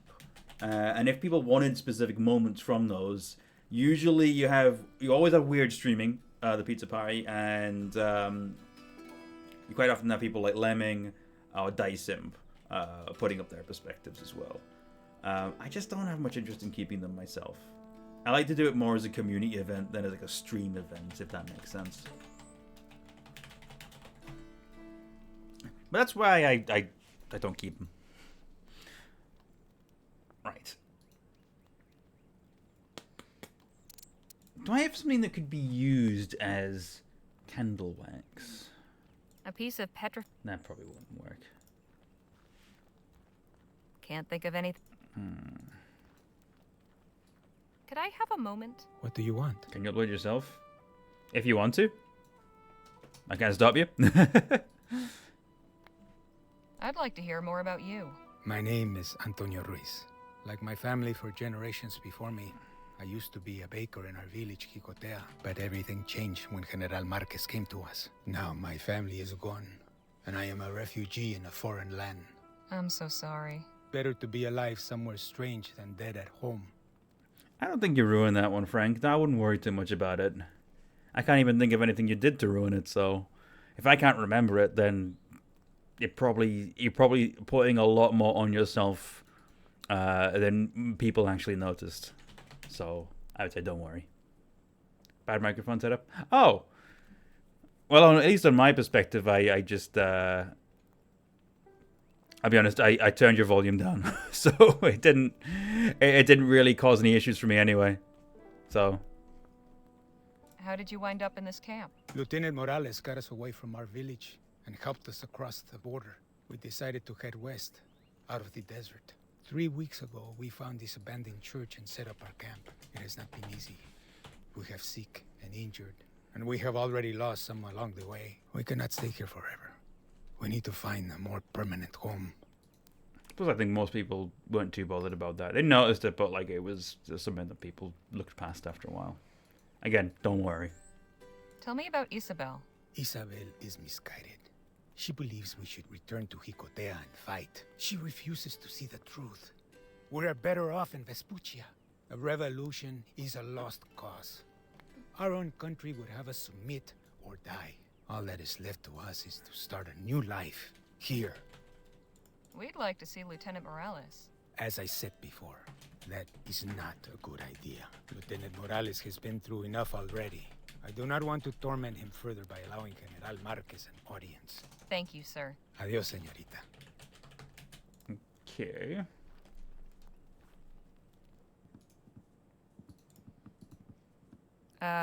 Ma'am?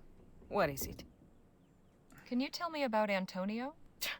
That poor old fool. He has completely given up. He thinks we should abandon our home, start over in Vespuccia, rather than return to the fight. The man I once knew would not just roll over and admit defeat. It is sad to see how age has enfeebled him. We'll talk again later. Phil? Harley? Isabel and Antonio aren't too fond of you. Think we might be able to bury the hatchet? Perhaps.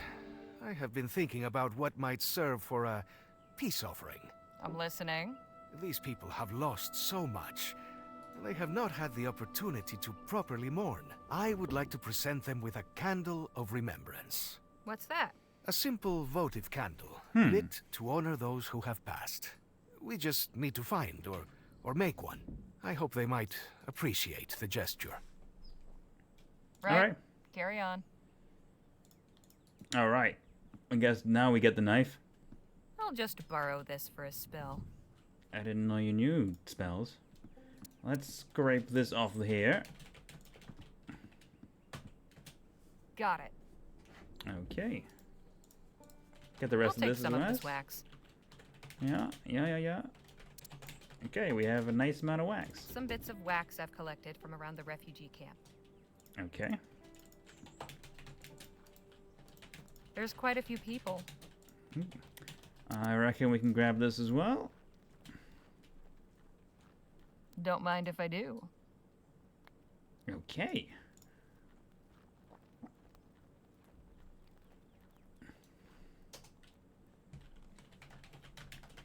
Okay, so wax. We need a sturdy metal pot. For the wick, we need the length of twine. Okay. If I were to get this twine, he's back onto circle. They're really nice in this game. It's tied on really tight. Can't just rip it off. Okay, well in that case, let's cut it off. Okay. Got a bit of wick. Alright. Just in case we mess something up, I'm gonna do a save. Just pop this in it. That should be enough wax. Okay. It's full of melted wax. What is it else you wanted me to do? Melt the wax in a big pot. For the wick. If all but an inch into the melted wax. Wait until the wax lights upon the wick in thick coat and assumes the aspect of a well-formed candle. Okay. It's full. Let's just do that then. Blip. How about that? Harley Legere, Chandler extraordinaire. It's full of... Crude, but it should serve Phil's purpose. All right. Here, I made a remembrance candle for you. Yes, this will work. Good. I can call everyone together for a vigil. A moment of peace is sorely needed. But there is one more thing. These people cannot stay here. They need a plan of action. Seems like they've already got some ideas.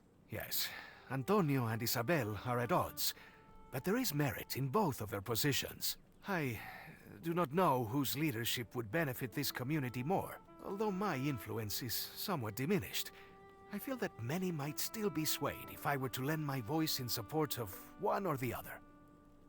Who would you choose, were you in my position? Right. Okay. Walk me through it. What are the arguments in favor of each? Walk me through it. Well, Isabel's heart still burns with the spirits of the revolution. And she says that many feel the same. She would have them go back in defiance of a government so morally corrupt that it would send soldiers to massacre simple villagers. What do you think would happen to them? They would all be risking their lives. But they would also be sending a powerful message. The revolution lives. The people yearn to be free. We will not surrender to evil. Such a proclamation cannot be ignored. And when enough voices finally shout it all at once, it cannot be resisted. And the points in Antonio's favor? Antonio rightly says that the people of Jicotea did not ask for their village to become a fortress of the resistance. By my coming, I made it a target. They were swept up in something over which they had no control and no say. And they have already paid a steep price.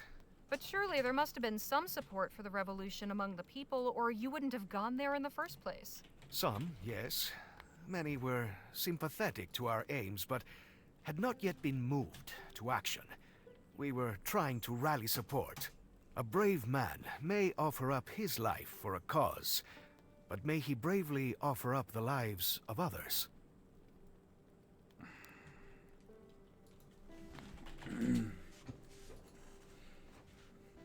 Interesting.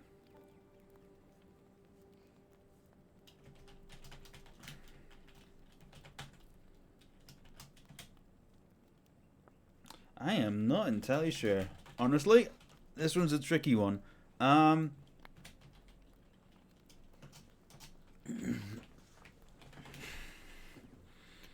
leaning towards Antonio because I think these people, I feel like it's probably better for them where they're currently at to gain peace. I wouldn't want to send them back into danger when they've already suffered so much. But you know, it is important to stand up against tyranny.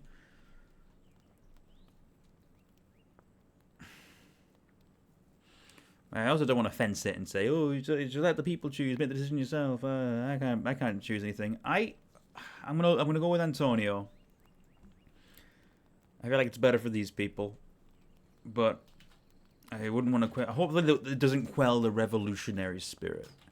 Time question in general, it is, isn't it? It's a tricky one because I think that there's good points on all sides, but I don't necessarily think it's like bad for the revolution for people to, you know, to resettle here.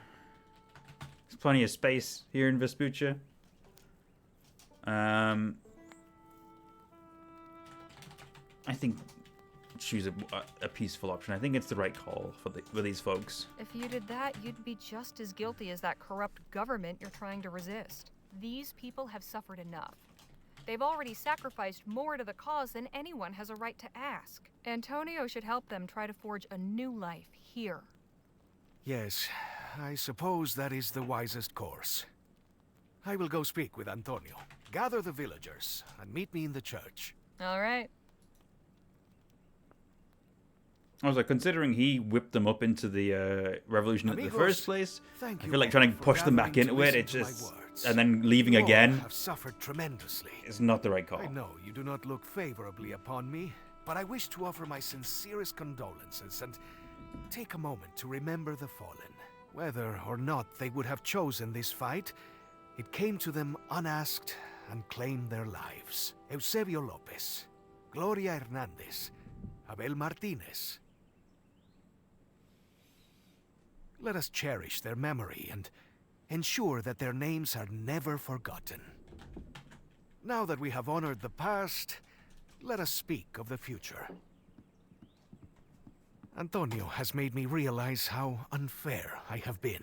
When I came to Jicotea, I hoped you would all voluntarily take arms and fight.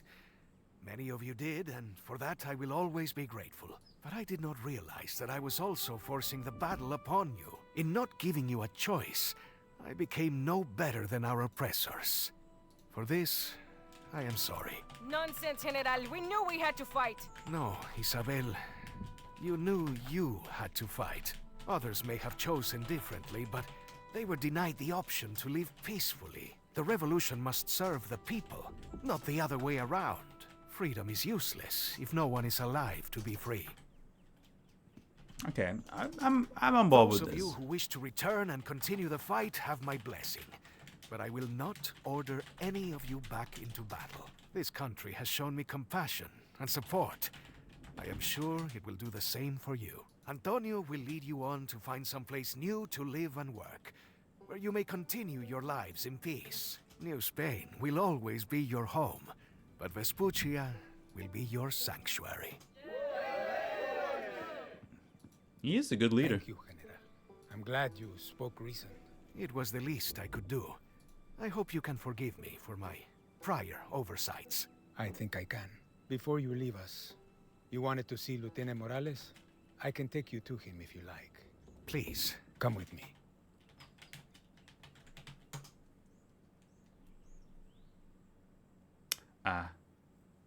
When did this happen?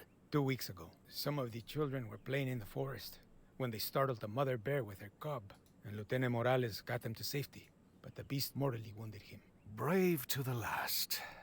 Indeed, he died a hero's death, protecting the vulnerable. May I have a moment?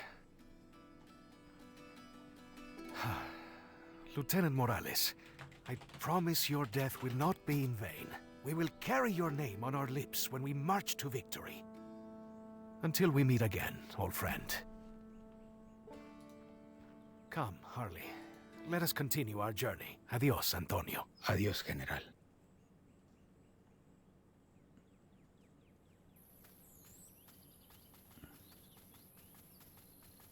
Why don't you go on ahead? I'd like a minute to collect my thoughts. Very well.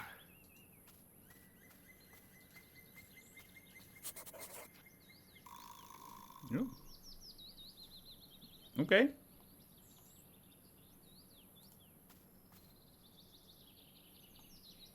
There's nothing to click on here. It's a very pretty background, though. I like it a lot. I'm gonna take a screenshot.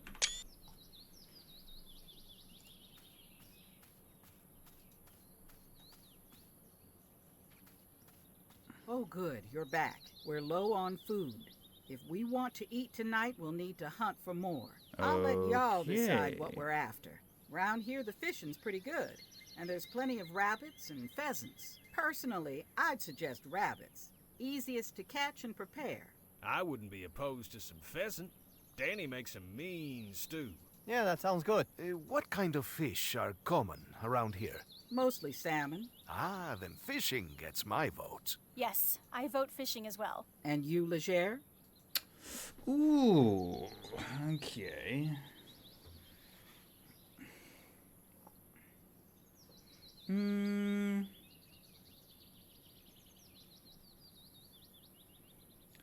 know this shouldn't be a difficult choice, but I'm not sure. Rabbit's nice and easy. Pheasants, because Danny can make a good stew.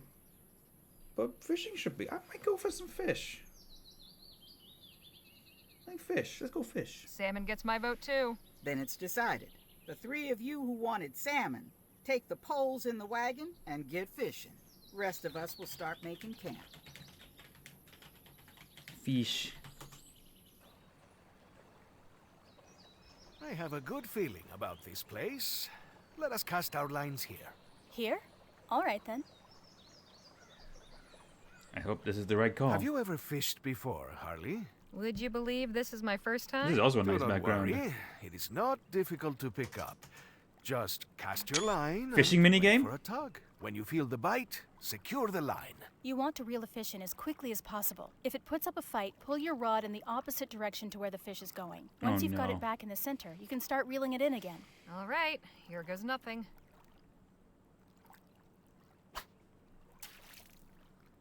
Oh god. Oh no.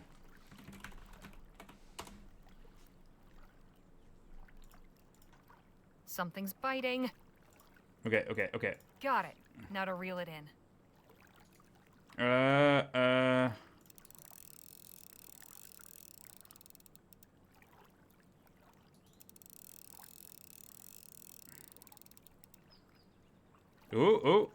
Hey, where do you think you're going? Hey.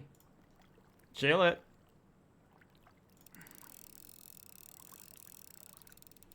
Fantastic. Okay. I think I understand it. I got something. There we go. Got it. Now to reel it in. Okay. Reel.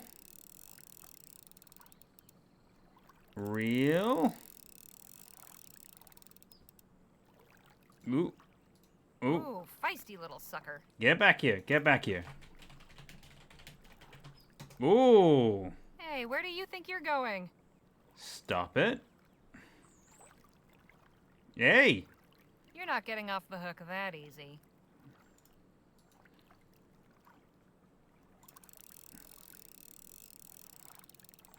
Fantastic. Okay, this one's probably going to be the more difficult one.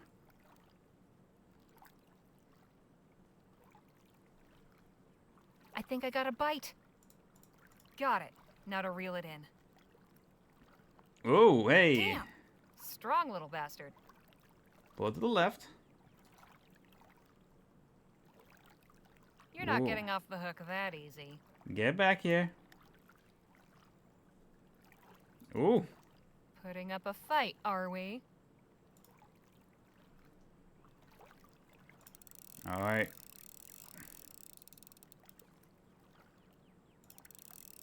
Reel.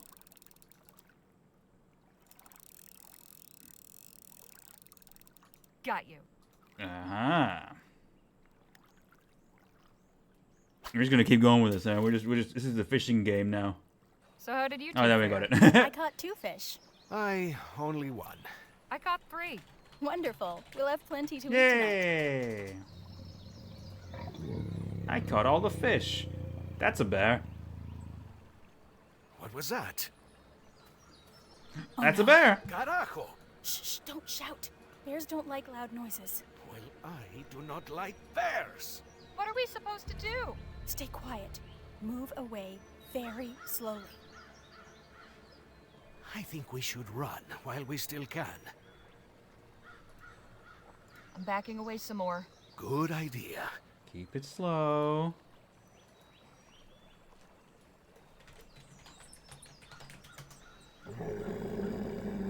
Mierda!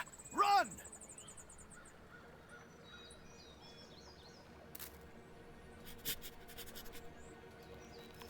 It seems to be working. Come, keep moving away. Ooh. Okay, we only lost 1 fish. That's good. Santa Maria. I do not think my heart has ever beat so fast. We should be thankful that we escaped. The others will not be happy when they learn we have returned with nothing. I'm sure they'll understand, given Oh, the no. circumstances. Let's go back to camp. Oh, there must have been a way I could have done that better.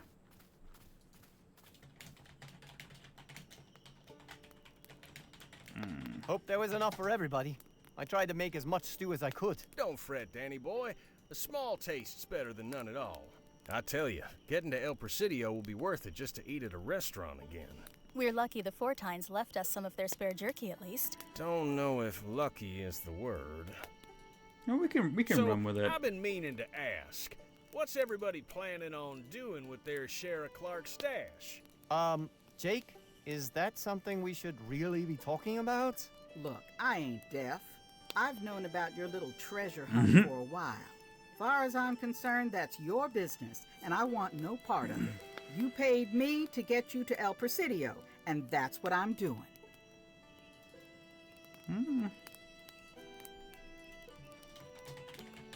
Miss Johnson's been a valuable member of this group. I think we should cut her in. You're kind, Legere, but I ain't interested.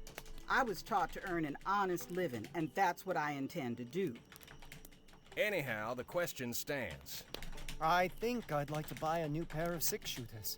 Maybe a horse. It'd be nice to travel the countryside, too. Have we not been doing that? Well, sure, but I meant for pleasure. What about you, Phil? My share will go to the revolution, of course. With full coffers, we will more readily find willing allies. And, of course, I will send something to assist the refugees here in Vespuccia. That's good of you, Phil. I think I'd like to open my own clinic. Dr. Redbird, eh? Well, no, I can't practice as a doctor without a medical license. But I could continue as an herbalist, or maybe a midwife. So get your medical license. You're already worth 10 of those frontier quacks out there. They're all practicing with some scrap of parchment they paid some fancy school for. You could just write in for one. You'd never have to attend a class or show your face. Perhaps that's something to consider. You sure you aren't interested in joining us, Miss Johnson? The extra money could let you stay in one place for a while. An interesting thought. But I don't mind moving around, at least until I find something worth staying put for. What about you, Harley? Okay. Run out of room, keep writing stories, save it for a piece of land, keep traveling, see the world, give it to the less fortunate, save it as insurance against calamity. Make my plans with the money when I have it. I'd rather not say. I like the idea of keeping on writing stories. I see no reason to quit what I've started doing. I'll rent a room someplace and keep writing. Back in Rosewater? Maybe. Maybe someplace else. We'll have to see what El Presidio's like. And you, Jake? Oh, you know, I haven't really thought about it. But you asked the question. Sure, because I was curious about you folks. Truth be told, I ain't in much of a hurry for this trip to end. Well, that's awful sweet. I'll lay off, will ya? All right, folks, I'm turning in. See y'all in the morning. There's something about Jake we don't know, I'm sure of it. I'm gonna chat with Lola because she tends to go to bed quite quickly. Glad to see you and Lisa Lou getting along so well. She's a great pup. Suddenly the road feels a little less lonely. Ain't that right, girl? Aw. I'm gonna pet that dog. Yeah. Who's a good pup? You okay, Nadine? You seem lost in thought. Oh, I was just contemplating what Miss Johnson said about me getting a license. I never really thought about it before. On one hand, it's exciting to think about all the possibilities, but it's also just as terrifying to consider the unknown. You should go for it. I reckon so. Well, I think Miss Johnson has a point. You should try for your license. Anyway, isn't considering the unknown all part of being a doctor? That's an interesting way of looking at it. I'll give it some more thought. It seems I'm sleepier than I thought. I should get to bed. What are we playing again? Enough. I saw Pup and my Get brain some forgot rest. everything else. Good I night, know, Harley. right? It's a very cute dog. Please excuse me. I'll see you all in the morning.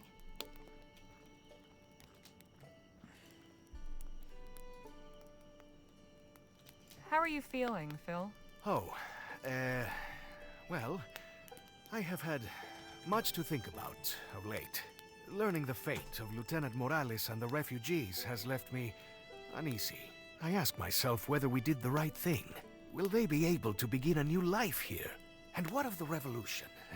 Or the mystery of the fort's Aurum shipments? I have yet to hear from Lieutenant General de la Vega regarding either. So many questions and so few answers. Sounds like you really do have a lot on your mind. Indeed. Would you like to join me in a toast to the fallen? I'll pass on the drink, but I'll join you in saluting their memory. A curious custom you follow. But, all right. A los caídos. Salud. I have been meaning to ask. More than once now, you have refused to imbibe during a toast. Now, where I am from, this could be considered anything from a social misstep to a downright insult. Why do you do this, hmm? Is this a common thing among Vespuccians? I'm just gonna say I'll stay clear of it. Not so common, no. I just don't drink much.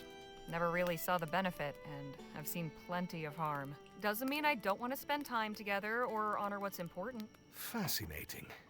What a refreshing and unusual perspective. It is always a pleasure to raise a glass with you, my friend, whether there is anything in it or not. I believe I will retire for the evening. Good night to you all.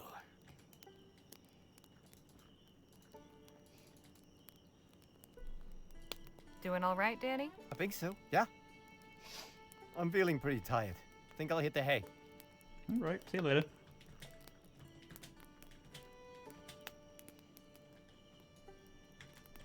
Looks like you and I are the last ones standing for a change. Imagine that. You going to bed? Guess so. You? Not just yet. Time to get in my nightly walk. All right. Enjoy yourself. See you in the morning. Good night, Legere. Come on, girl. Doggy.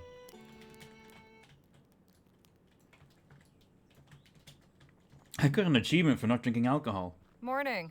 We ready to head out?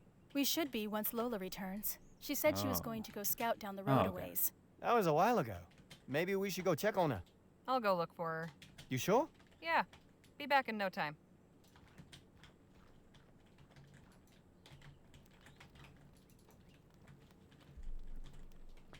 Slightly more enthusiastic Daria. I could see that, yeah. The breakfast fire's still going.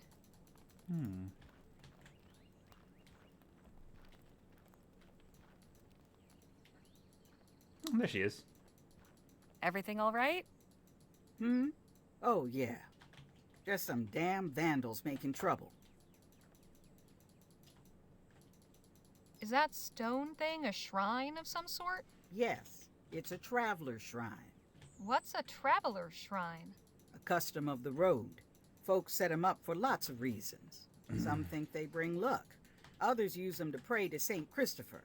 Sometimes they have gifts or supplies you can use, provided you leave something for the next traveler. We can't just leave the shrine like this. Can we fix it? Yes, I think we can. Whoever did this probably just scattered everything around. We can search the area for what's missing. What exactly are we looking for? Well, the icon of St. Christopher for one. See all that writing on the boulder next to the shrine? There was probably something people used to make those marks, but that's also gone. And the offering box is empty, so we should put something in before we go. All right, let's get to work. Okay, let's have a look around. It's covered in writing. Mostly place names, but a few messages here and there. What's all this writing mean? Folk usually write the name of their destination on a nearby surface. I like that. Would this work as like a... I can't write on the boulder with that. No, okay. Okay.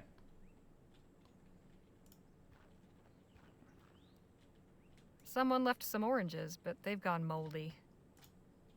Looks like this is where the writing tool is supposed to go. A makeshift alcove. Fine place for an icon.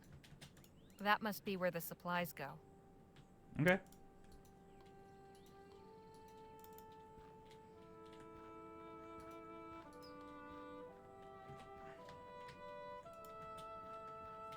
Watch out for the broken glass there. People have no regard. There's a big hole in that tree. Anything interesting in it? What's this? Looks like I found St. Christopher. Good. There's a big... This must be St. Christopher. Okay. Mushrooms? Interesting looking mushrooms. Very interesting. Especially if you want to poison somebody. This bottle's still intact. Could come in handy.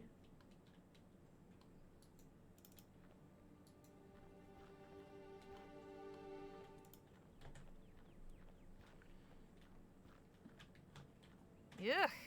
What's that? Probably a squirrel or chipmunk. Oh dear. Nothing inside but dead leaves and insects. Fun. What do you suppose felled this log? Probably a storm. No claw or teeth marks. A pile of dead leaves. Anything in it? Hey, a piece of chalk. Hey, hey. That helps. The tree's covered in moss. Hey, Miss Johnson? What is it?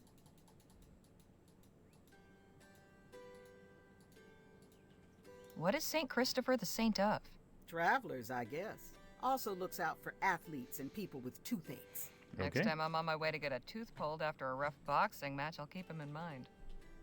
What sort of things do people usually leave as offerings? Some useful supplies to help the next traveler in need. Ideally, something that won't attract animals, so not food. I'd suggest drinking water or candles or something along those lines. Okay. We haven't had much chance to speak one-on-one. I'd like to know something about you. This ain't the time to swap personal anecdotes. Let's focus on what we're doing first. Then maybe we'll chat. We should get back to looking. I agree. Fine by me.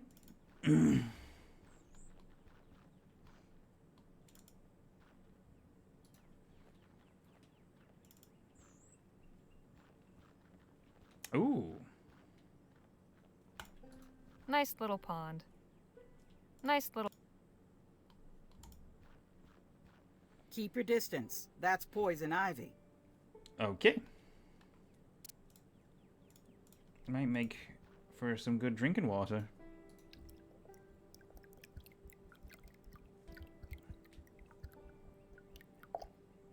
Hope you ain't thinking of drinking that. Something wrong? That water's stagnant. Unless you want to be running out both ends, you better boil it first. Okay.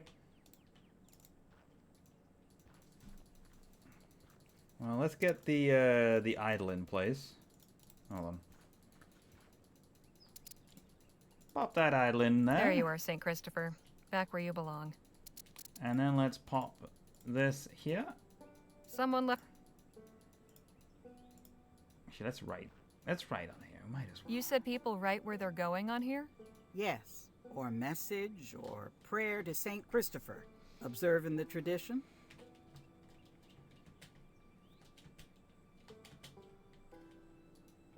Yes. I think I'll ask St. Christopher to bring us luck. There. All right. I'm heading back to camp for a spell. All right, then. I just want to boil this water. Just so it's safe to drink. This shouldn't take long.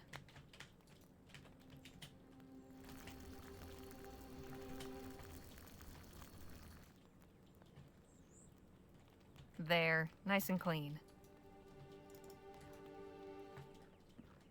All right.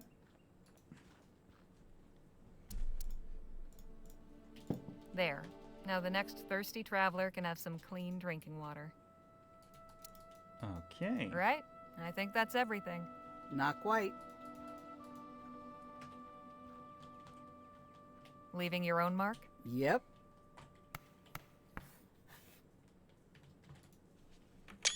Ah, it's too late.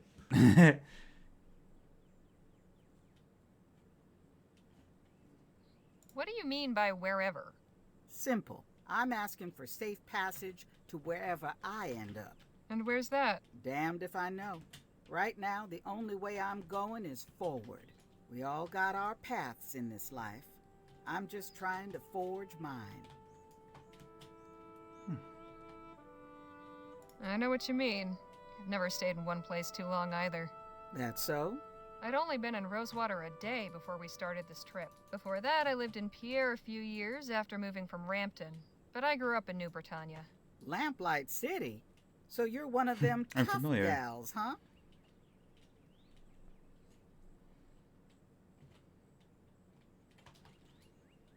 Maybe once, but I'm trying to find out if there are other ways to be. I can respect that. We should head back to camp and get a move on. Sun's already higher than I'd like. After you, Miss Johnson. Call me Lola. Yeah. We're making friends with her. It's taking a bit of time, but we're getting there. We're getting closer. And there's shivering pines now. Alright, I'm gonna chat with Jake. Hey, Jake. Yeah. Yeah, Harley? How about another story? Sure. Let me tell you about the biggest rattlesnake I ever saw. Jake, look out. A poisonous snake. So that's how I learned to never turn my back on a snake. We're slowing down. Oh, good. I was thinking we were about due for a stop. I could use a walk. Me too. Let's go have a look around. We're not far from Hellfire Pass. The road gets mighty bumpy, so I thought we'd take a rest here. Appreciated, Miss Johnson. I'm going for a wash in that river, just down that way, in case any of you feel so inclined. Lord knows we could all use it. If you're saying you all That sounds like an smell. excellent idea. I think I'll join you. I mean, I'll go too. After you. Uh-huh. Come on. How about you boys? Well, give the ladies their privacy. Well, I'm going for a walk. See you later.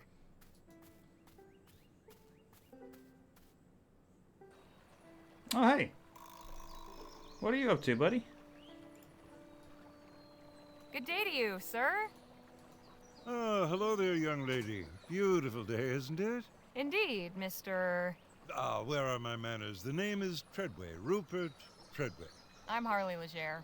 Absolutely delighted to make your acquaintance, Miss Legere. Is that contraption some sort of camera? Goodness, what perspicacity. It is indeed, my dear, but no ordinary camera. This is my own patented design, the rapograph.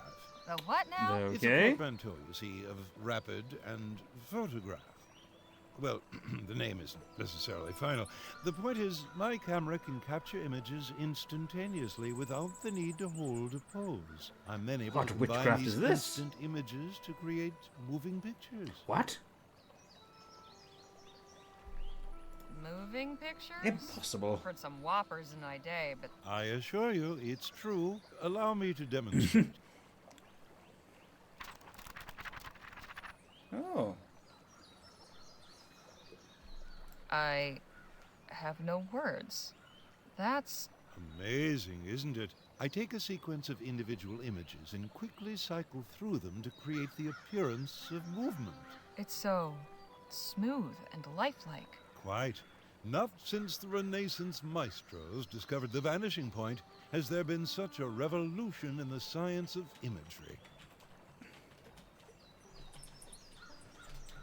Just what is it you're photographing here? Anything I can. This forest has offered prime specimens for my study of animal locomotion. I've done some preliminary work with human subjects. Unfortunately, I've not been able to procure many volunteers. Okay.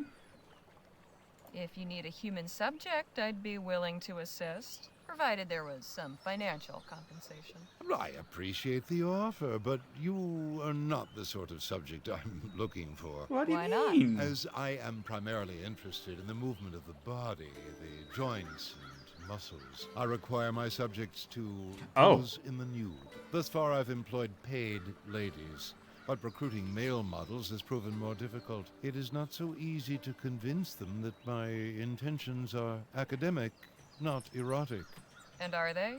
Academic, I mean. Oh, of course. My work will benefit science. Train practitioners. Yeah, of the Jake. I was medical arts, thinking Jake's gonna be inform already ladies of all visual over artists. this. It will serve mankind. There is nothing prurient about it. So if I found you some male models... Then Hey, I would happily Kat, pay how's it £5 going? Thank you for each. the raid. Sounds like a deal. How I'll you see what I can do. doing? So long, Mr. Treadway. Au revoir, my dear.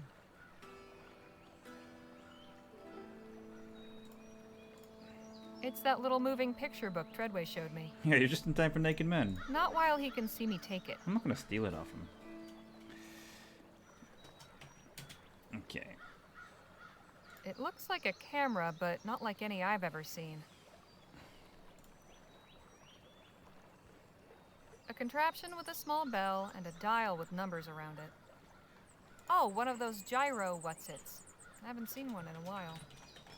Judging by the smell, these are full of chemicals. Lenses of various shapes and sizes. Okay.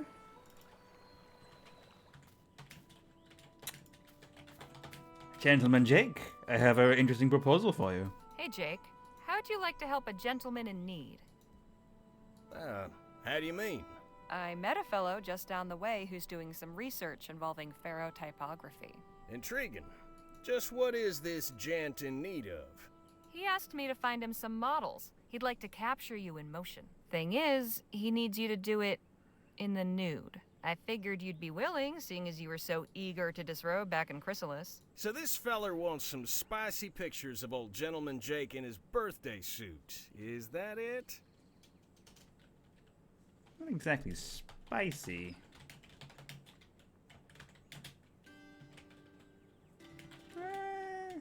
Well... You can go ahead and let it be my pleasure to oblige. Oh, okay then. Great. He's like, say no more. I'm happy to do it. Well, yeah, yeah. So, Mr. Treadway? Madam? I might as well ask some things about this as well. Say, what's that doohickey on your wagon? The one with the bell.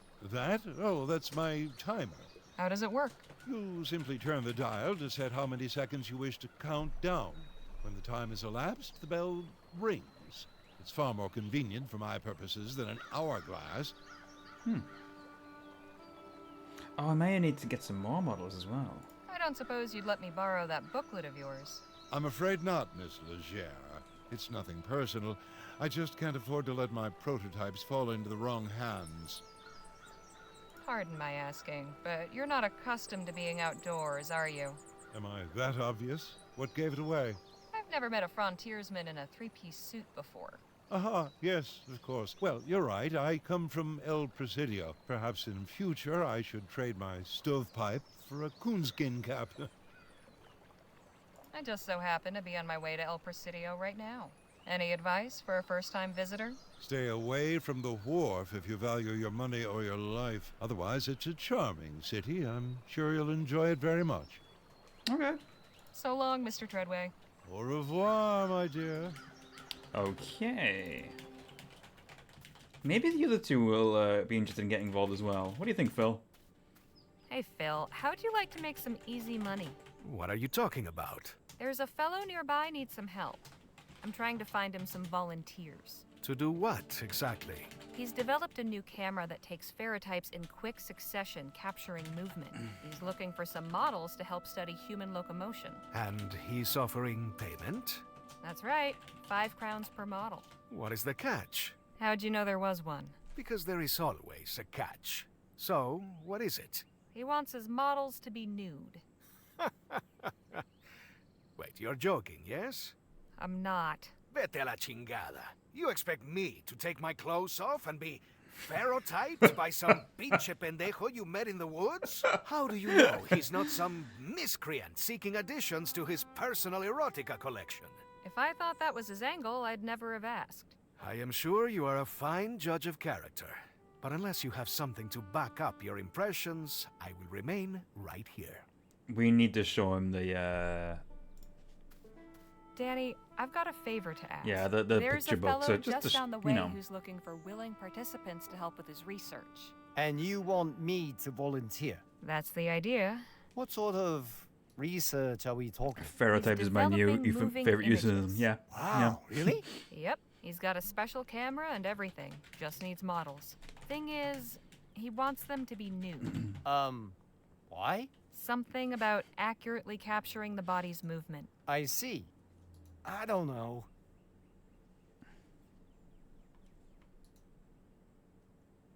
If it's any reassurance, the fellow didn't strike me as anything but sincere in his scientific interest. Nothing Yeah, that's shady. all. Don't worry about sure? it. Believe me, I've seen shady. Hey, back. How's it going? So, let me get this straight. Danny Luo, one of the best sharpshooters I've ever seen, helps knock over a government supply wagon, but balks at the idea of taking off his clothes? You're as brave as they come. What's one little science experiment? Well, when you put it that way. Okay, fine, I'll do it. That's the spirit. I'll inform Mr. Treadway. Okay. Now we just have to get something to convince Phil. Mr. Treadway? Madam? One of my friends may be up to helping, but he needs some convincing. Could you maybe come back with me and explain it to him yourself? I'd love to, but I'm afraid I can't leave my camera here. What if I guarded it? I'm sure you're trustworthy, but it's too great a risk.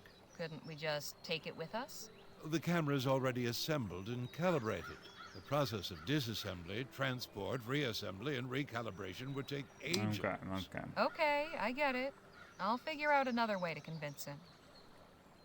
So long, Mr. Treadway. Au revoir, my dear. We may just have to do a little bit of tinkering here. Can we just distract him for a moment? What? What's going on over there? Oh, it's the timer. Did you set it, Miss Leger? No. Of course not. Odd. I'll just borrow this for a while. Yoink.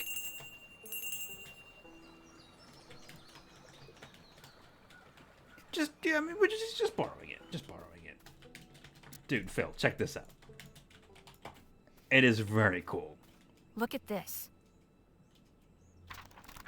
It's a horse. Santa Maria. Impressive, isn't it? What is this devilry? It's not devilry, it's science. So this is what your friend in the woods is doing? Yes. Now are you convinced? Not entirely, but at least it appears he's not just some nut. Or if he is, he's an unusually industrious one. Very well. You may tell him I will pose for his pictures. Good man. All right. We've convinced all three. Let's get these boys' clothes off. Mr. Treadway? Madam? Well, Mr. Treadway, I got you some models. Wonderful. Bring them over and we'll get started. Yes, this is perfect. You're sticking around to watch? You kidding? Wouldn't miss this for the world. I cannot believe you talked me into this. You're making a valuable contribution to the arts and sciences. It's scientific. Don't worry about it. All right, Mr. Treadway, just say the word and we can get going. All right, let's begin.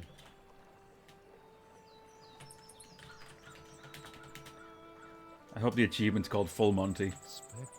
Spectacular. Your performance exceeded all expectations. I have to admit, I've never seen such flexibility. So, about that payment? Oh, yes, of course. Here you are. Oh, yeah. Much obliged. Extra cash. Thank you again Okay, for achievement's your called Gratuitous Nudity. Enjoy your time in El Presidio. Oh, man, that's great. That was an unexpected detour, but why not, eh? We're getting closer and closer to El Presidio.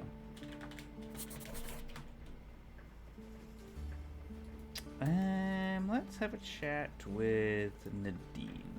Hey, Nadine. Hello, Harley. How have you been liking our journey so far? Nice change of scene for you? I feel as though I've seen and done more in the past few days than I have in my whole life. What about you, Danny? Hey, Danny. Let's talk. Is this comedy or serious or both? I mean, it's mostly serious, but there's elements of comedy in it as well. Just like life.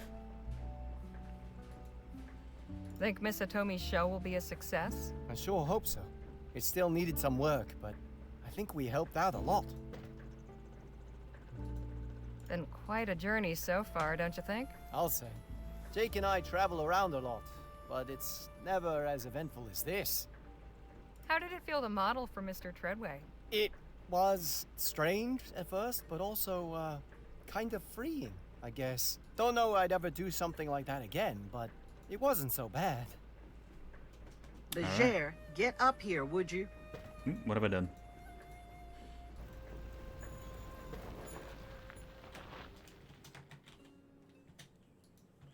Oh, hi. What's the matter? Bridge is out. We'll need to take the detour north through the mountains. Hey, you there. What happened to the bridge? Just fell down the other day, damnedest thing. Heard a big boom, and next thing I know, no bridge. You know, if I was you, I'd just turn right back around. Oh, yeah? What's wrong with the detour? That road's haunted or cursed or something. Nobody who goes that way ever comes back.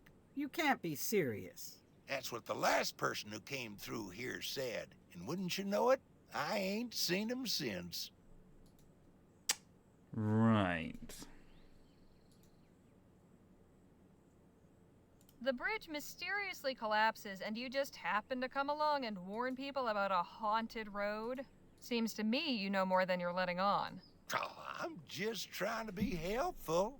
Look, if folks take that road and never come back, it means they made it where they were going. Now, if everyone who went that way did come back, then you'd know there was something wrong. Huh, never thought of it that way. If you'll excuse us, we've wasted enough time. What was that all about? The bridge over the canyon's collapsed, so we're taking a detour through the mountains. Who was the old guy? Just some nut. Tried to convince us the road was cursed. You really do meet all kinds out here, huh? We seem to be blessed in that regard. Oh, no. Santa Maria. What the hell was that? Are you okay, Harley? Yeah, I'm fine. We'd better go see what happened. How bad is it? Bad. One of the front wheels caught a big hole in the road. Front axle's completely split. It's gonna take some time to fix. Oh, no. I suggest y'all find a good camping spot. We might be here a couple days. Well, this is just fantastic. A broken axle is fixable. We can deal with this. We're good. And if we lose a day, we lose a day. All right, who's this guy? Hey, folks. Hold it there. Who the hell are you?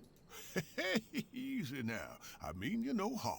My name is Jerome Hawkins. I come from the settlement just up the mountain. I saw your predicament. Came down to see if we could lend a hand. This seems suspicious somehow. Yeah, I'm thinking exactly. Awfully convenient, isn't it? We get warned about this road, and sure enough, we break down on it. And then a friendly stranger just happens by to help. The Lord works in mysterious ways, ma'am. I can assure you there is no conspiracy here, only charitable concern. Glad to hear it. It's always been my policy not to look a gift horse in the mouth. I can repair the axle. I just need time. Oh, nonsense. We'll send somebody down to see to your wagon. In the meantime, I invite you to come up and be our guest for supper. Don't trust like offer that. you a safe and comfortable place to rest tonight. Much appreciated, Mr. Hawkins. Wonderful. Follow me then. We're not gonna choose no matter. Okay, well, sure. Reminds me of the Oregon Train on Costa Monkey Island. Yeah, there's bits of both. Yeah. I hope you're well. I might shaken up, but tolerable well otherwise. I can only imagine. Well, this Brother Jerome community said it seems looked like your legit. wagon was in bad shape. Nothing that can't be fixed. Of course. But in the meantime, I invite you to stay with us here in New Bethel. I'm Joanna Taggart. On behalf of the brothers and sisters of the Second Dawn, Another cult. Thank you, Mrs. Taggart. Please, call me Sister Joanna. Are you a religious sister then, Sister Joanna? We are all brothers and sisters in God here, none placed above any other. Okay. Although I do provide spiritual counsel to the community here. We can get further acquainted tonight. We're preparing a welcoming feast in your honor. You may wander freely as you please, but as this is a place of peace, we ask only that you relinquish any weapons you carry. Brother Jerome will store them safely for you. Sister Bridget, could you please show our guests around and get them settled? Yes, Sister Johanna. I look forward to seeing you all at the feast.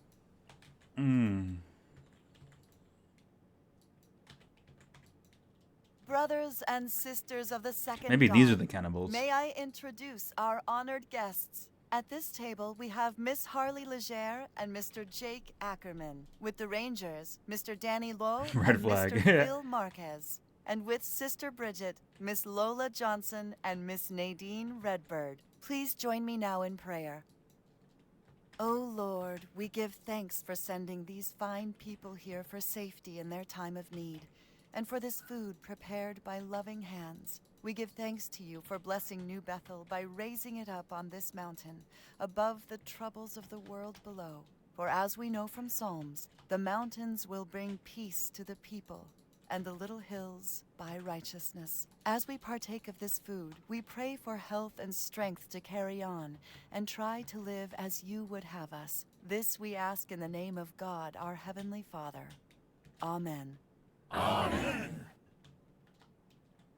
And now let us feast and celebrate the arrival of our new friends. Okay.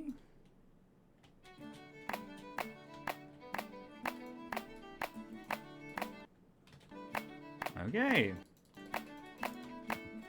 Enjoying yourselves, boys? This place is incredible. Jerome was just telling me. It's Brother Jerome, if you don't mind. That makes me right. suspicious. Brother Jerome was just telling me all about the Rangers and what they do. And what do you do? I'd be happy to show you both in the morning. We can go on patrol. That sounds great. Sure. We'll Are we see. gonna have a choice of leaving? Quite the welcome we've been given. These are good people. Very generous. We're very happy to have you. The Hawkins family has offered to let me stay with them, and Sister Sue Ellen is going to show me the communal garden in the morning. Yes, you should come have a look as well. Yeah, Maybe I will. there's major cult vibes, yeah. I truly hope you're enjoying the feast, Miss Legere. I am. Thank you. Allow me to present my husband, Captain Perry Cloud Smith. Good to meet you. Likewise. I am so delighted that God saw fit to bring us together. Already you and your friends have given us so much joy. Of course, you're free to leave. Spotlight is placed on you, but why would you want to? Yeah. I was wondering. You must have many questions, I'm certain. But tonight is for celebration. Questions and their answers can wait until tomorrow. I don't trust it. I don't trust it. Hey there. Hello, Sister Harley. I'm Bridget Doran. I hope you're having a nice time. I am. Thank you. So where they got you staying? Oh, she's with me and my son Patrick. We have an extra cot. What about you? I got the cabin up on the hill, nice and private. Okay. Hello. I don't believe we've been properly introduced. Oh, of course. Please forgive me. I'm Eliza Taggart. Taggart? You're related to Joanna? Yes, she's my mother. I wonder, could you tell me something about your friend with the guitar? I find him rather intriguing. Oh, Phil's great. Always willing to have fun. Ah, I thought so. I appreciate your honesty. Now if you'll excuse me. May I have everyone's attention, please?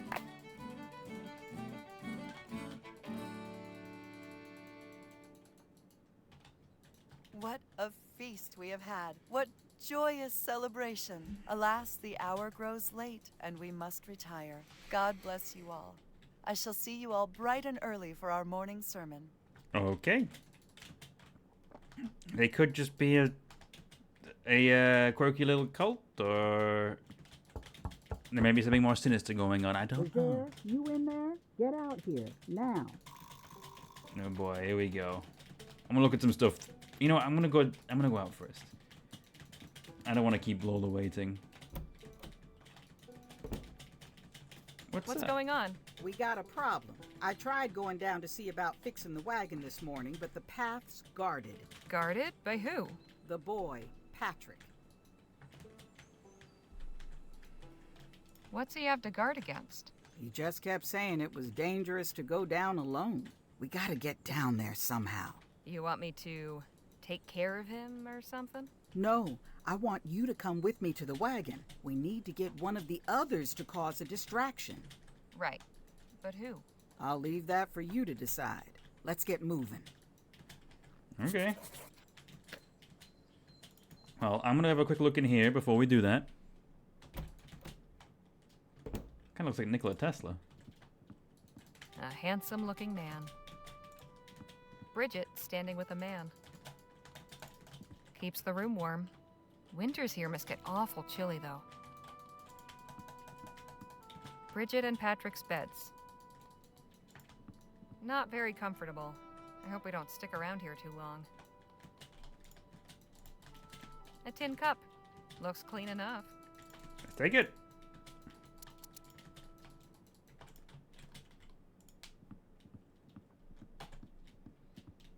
This must be Patrick's. It's full of all sorts of wooden toys. Okay.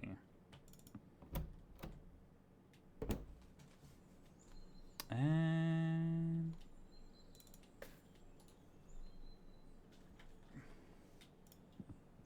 Hey, Nadine. Hello, Harley. What do you think of New Bethel?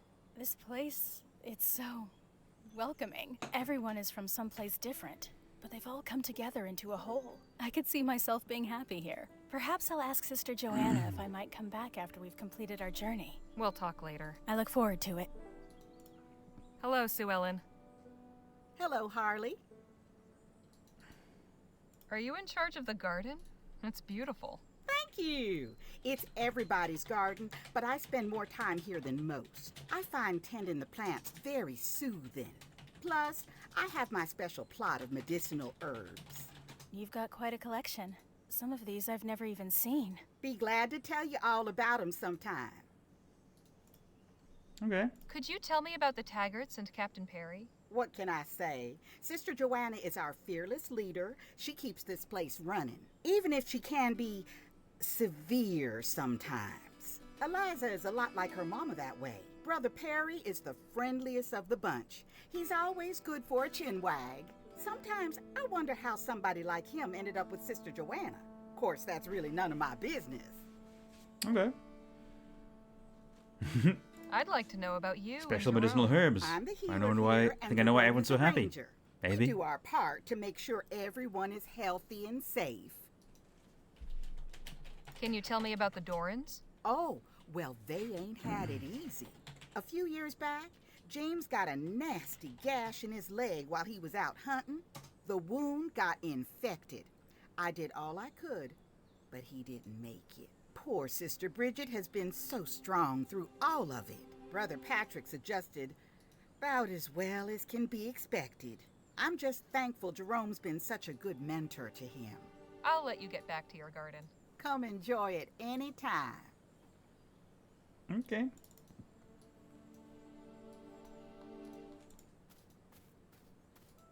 It's full of rainwater. Hey, kid. Yeah? And just what are you doing out here? What's it look like? I'm guarding the path. And why are you doing that? Sister Joanna's orders. Nobody's allowed down the mountain without a ranger. You go down there by yourself, you're as good as dead. Come on, it can't be bad as that. There's heaps of wolves. They're big and fierce with pointy ears and huge fangs. They'll gobble you right up. All right. I saw your toy chest in the cabin. Nice collection. Those aren't even the best ones. The real good ones are in my hideout. You've got a hideout? Yup, but it's a secret. I go there when I want to be alone. It's where I keep my best stuff. Does anyone else know about it? Just Eliza, but she's real good at keeping secrets. Don't tell. Okay. How do you like it here? It's great.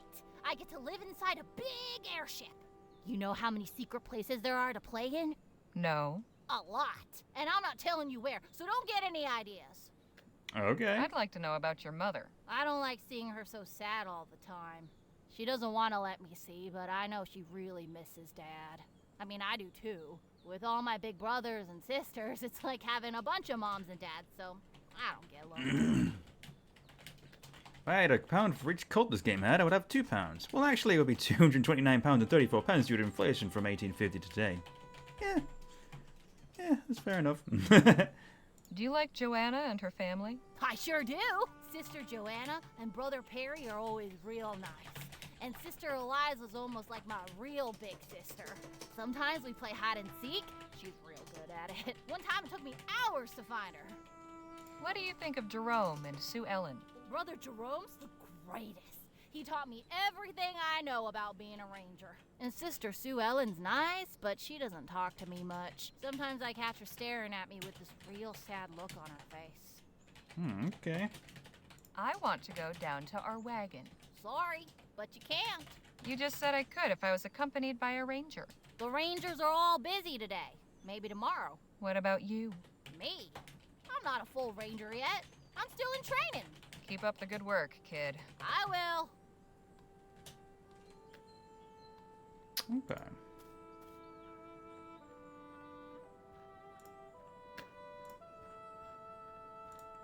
Who's this then?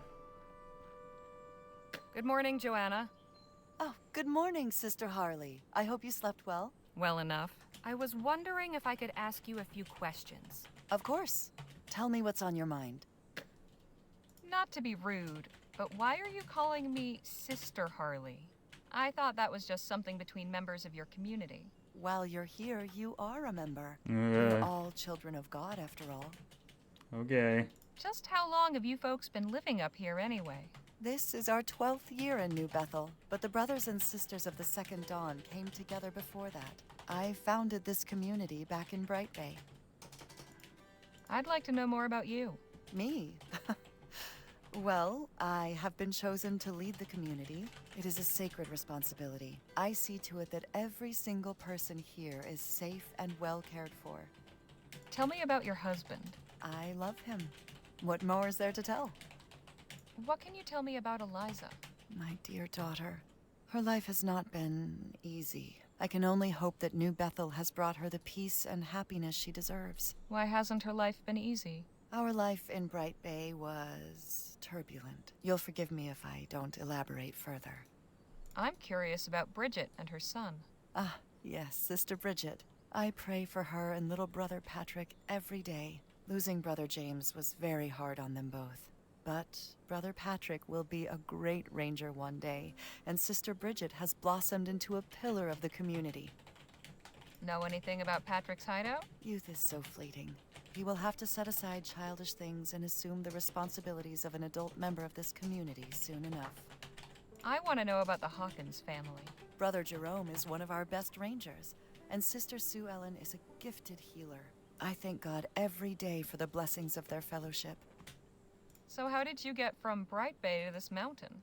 It was God's will. Mm-hmm. When Eliza was a small child, he sent her a vision. Right. She saw a distant shore, the sun rising over the hills and shining on the water of a new ocean. It was clearly a sign to journey west, to the coast. I chartered an airship for Las Virgenes, but God had other plans for us. Our ship suffered mechanical problems en route. We were forced to make an emergency landing on this mountaintop. It was by the grace of God that we all reached the ground again safely. The ship had done its duty delivering us here. It would never fly again. So we salvaged it and built our new homes from the wreckage. Okay. So you just decided to stay here and not finish the journey? But you see, we did reach the end. Eliza later told me she'd had another vision. This time she saw great cities on the shore belching smoke and noise, the ground cracking open and the hills spitting fire. Her first vision had been a clue to go west, just not to the coast as we had thought. Our promised home was east of the sea, where the sun rose over the mountaintop. Okay. When did Eliza have this second vision? Midway through the voyage. She was on her way to tell me when the airship malfunctioned. It couldn't be clearer that this was God's plan for us all along. I wonder. Any updates on the wagon repairs? I'm afraid I wouldn't know. Eliza has been tasked with handling that. But don't worry. However long it takes, you're always welcome here. Why is Patrick guarding the mountain path? A ranger, or ranger in training, is always posted there. This is to prevent anyone If my from parents going made all down their life into the decisions valley based on my alone. idiot It's child quite brain, we'd dangerous have down been in there, big as you well trouble. know. Thanks for the chat. It does make me wonder if it was potentially made up. A kettle hanging over the communal fire. A bell. An old ship's bell, probably used for getting everyone's attention. Must be their flag. Looks homespun. It's a fun flag design. SS Rowena. I remember hearing about this airship vanishing. That must have been a decade ago.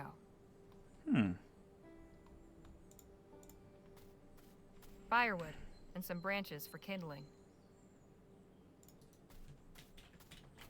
Hello there. How are you? Is everything all right? Miss Leger, please don't talk to him. He's not in a fit state for it right now. Okay. Hello, Brother Perry. Oh, you don't have to worry about all that brother-sister stuff with me. Feels strange only having just met. Be nice for someone to call me Captain Perry again. Am I right to assume you were the captain of this airship? Very astute, Miss Leger. Of course, it's been ages, but I still like the title. After all, I went down with my ship, didn't I? Do you miss captaining an airship? Sailing the open skies? Every day. Please understand I'm quite happy here. But watching the sun rise over the same horizon for 12 years, let's just say I wouldn't mind getting a glimpse of another part of the world now and then. Interesting. How exactly did the airship go down? Oh, I'd rather not dredge that up. Especially not with someone I barely know. Can you tell me about the brothers and sisters of the Second Dawn? Fine folks, all of them. You'll get to know everybody yourself in time. But I want to know your thoughts. I'm not much for gossip, especially with folks I'm barely acquainted with. That man chopping wood, is he all right? Yes, he's fine. He's just being disciplined. Disciplined? Maybe we should attend to his example. See you later, Captain. Goodbye, Miss Leger. Okay. Oh. Oh, I hope I'm not interrupting anything. Not at all. I was just writing a song for Eliza. You two hit it off then? Indeed. She is a remarkable woman. So where's Eliza now? I am not sure. She rose early, before dawn. What do you think of this place? I admit I have not had much of a chance to explore. Eliza has kept me occupied. Right. I should have realized. I'd like to hear more about Eliza. Please, I do not kiss and tell. I didn't mean it like that. I just wanted to know if she What told have you you anything two been about up this to? place. Ah, certainly. We had a very stimulating conversation after the party. This community was founded upon the ideals of independence and freedom. There is much to admire. How about a preview of your song? Well, all right. I only have the chorus so far. Eliza, Eliza, brown hair and green eyes, your smile can light up the room. Eliza, Eliza, you make my heart rise. Your radiance chases the gloom. What do you think? Yeah. That's very flattering. I'm sure she'll be impressed. Ah, you really think so? Sure. That is a relief to hear. I feared it was rather bad. Has Patrick passed by here today? No, I have not seen him. That boy Patrick is guarding the path down the mountain. And? Why would you want to go? To check on the wagon for starters. Jerome said he would take care of the repairs. More hands do not always make for faster work. I'll let you get back to your writing. Try not to get into any trouble, eh? Okay. Eliza's nightstand. Hey, what are you doing? Have you no respect for privacy? Okay, sorry. All right. This was clearly taken at least a decade ago. It's Joanna, Eliza, and some man I don't recognize. Certainly makes a statement. These are mostly nursery books.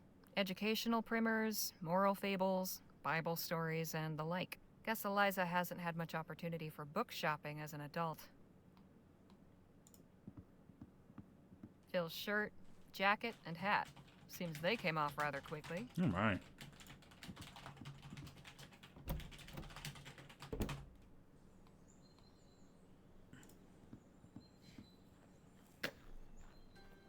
Hello, Jake. Howdy. Thoughts on New Bethel? Charming place, really. Nice folk. I'm surprised. Wouldn't have figured you'd go in for all this biblical stuff. I'm certainly not what you'd call a religious man myself, but I can respect their beliefs. The mountain path's being guarded and I can't get down. Why would you want to? I want to make sure the wagon's being repaired. Shoot, just ask Joanna. She said she'd take care of it. Already did. She told me to ask Eliza. Well, then go ask her. What are you doing out here? Keeping the party going, chatting with Captain Perry, getting to know the place, same as you. Talk to you later, Jake. Take it easy, Harley. Okay. Is there something they're hiding? That's the question.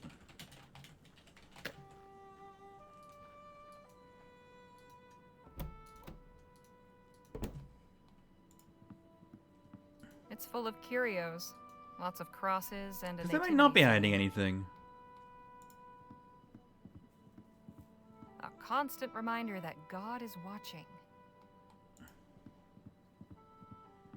The big man himself.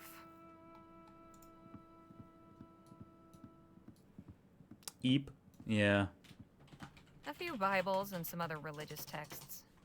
What's this thing? There's a box on the wall with a small hexagonal hole in it. Odd. Okay. I reckon there's something interesting about that. Oh, hello. What are you doing there? Lola? What is it? This place is really something, huh? It's something, all right. They're very hospitable, but everybody's too much in everybody else's business. Creeps me out. Where's Lisa Lou? Around here somewhere. She was raring to explore the woods around the cabin. Oh boy, if you guys do anything to that dog, I swear.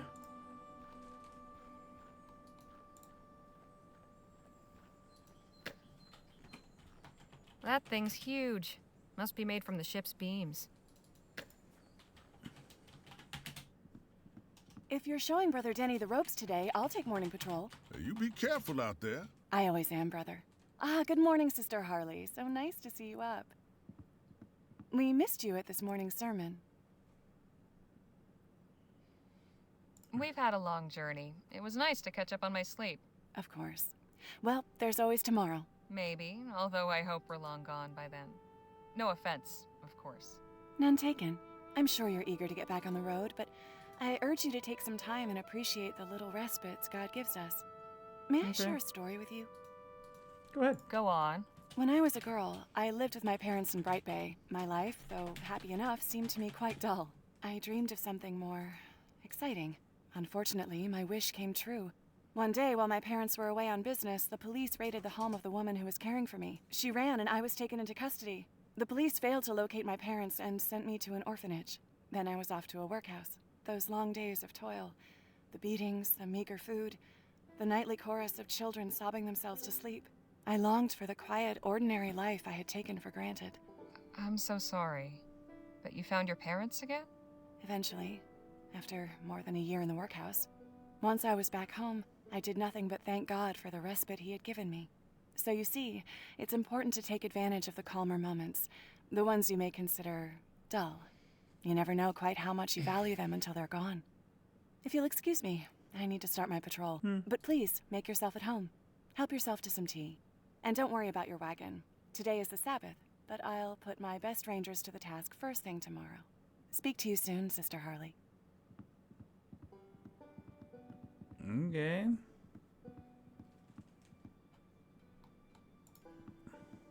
Hey, Danny. Hi, Harley.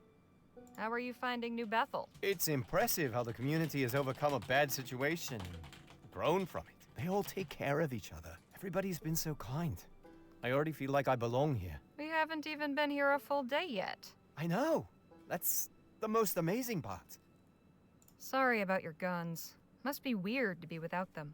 Oh, Tea made with not special so much. medicinal herbs This like isn't that. my last time. Maybe. I know where they are, and Jerome told me I could get them if I really needed to. Not that I will, of course. I have to find a way to get down the mountain. Patrick's blocking the way. Why do you want to go down there? Why do they keep saying that? Oh, right.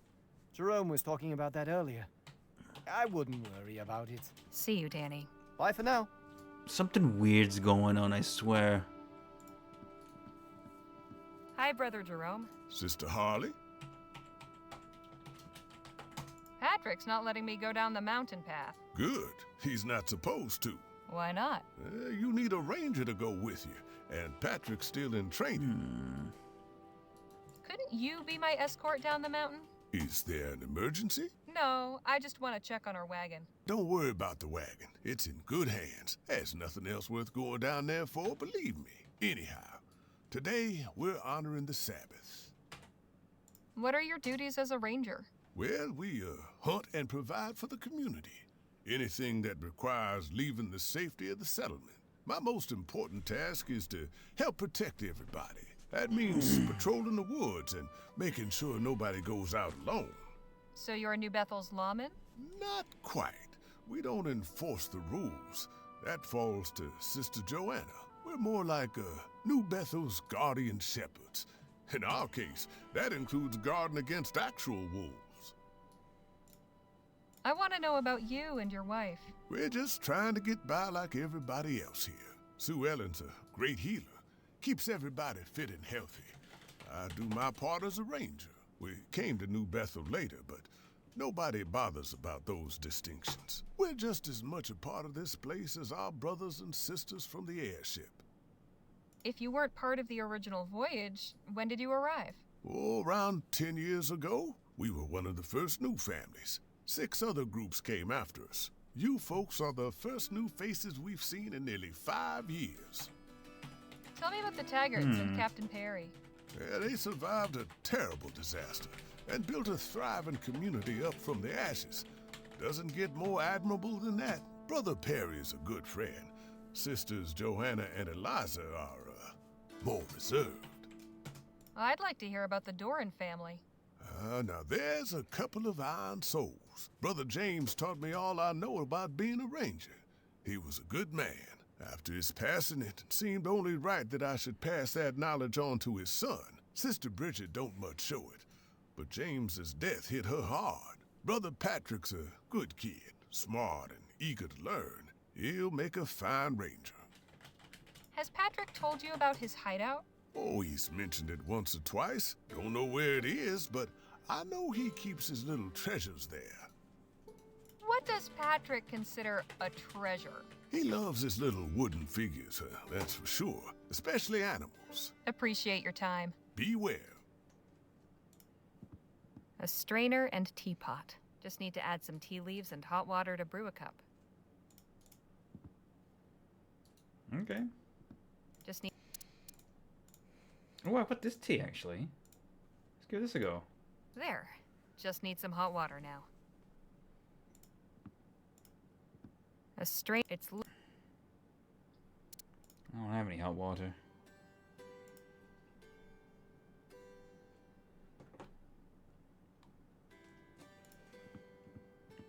Oh, the kid doesn't steal the fox Nadine made.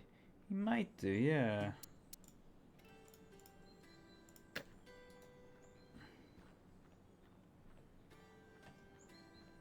Not much use when the cup is empty. Okay. Alright, well. Why don't they actually talk to Nadine? Hold on. Hey, Nadine. Hello, Harley. I've tried going down to check on the wagon, but I'm not allowed. Why not? Patrick said it's for our safety. Wolves in the forest or something. These people have lived here a long time. I think we should listen to them. Would you be so kind as to carve me something? I'd be glad to. Just bring me something to carve. Okay. We'll talk later. I look forward.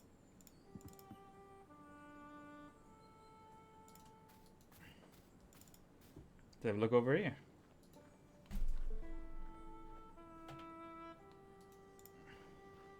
Isabella Wood. Amelia Grimes. Stephen Wood. Abraham Levinsky.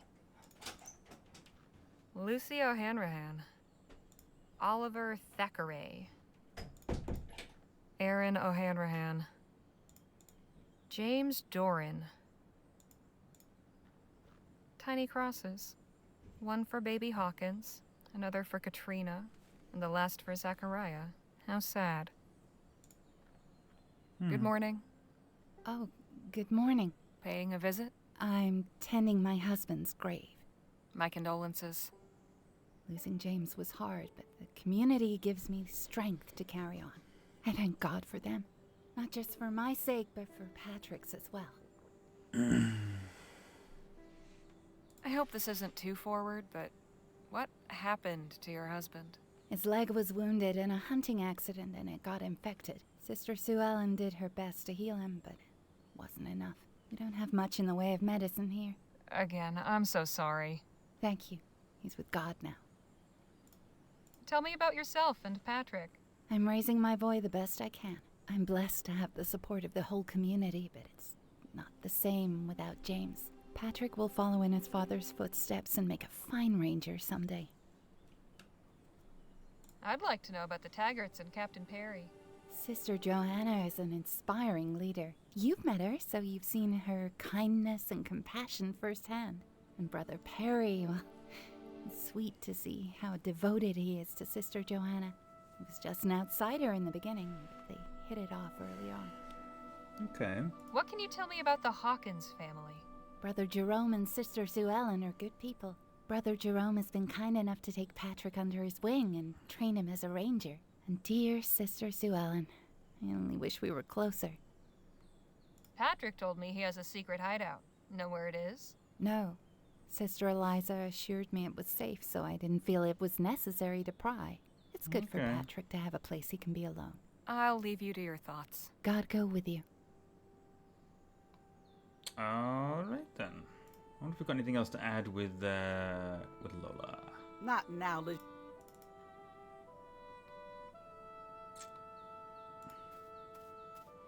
Okay. Looks like they've got a garden up there.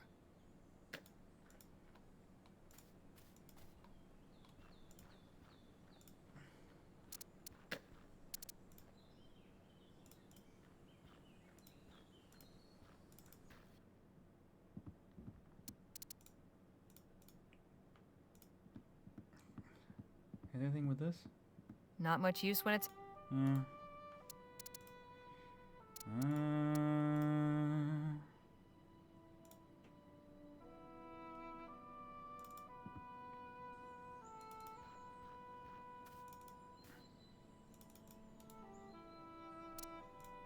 Will this make something good to carve? I'm not sure what I'd do with that. Okay, well, never mind then. Sorry.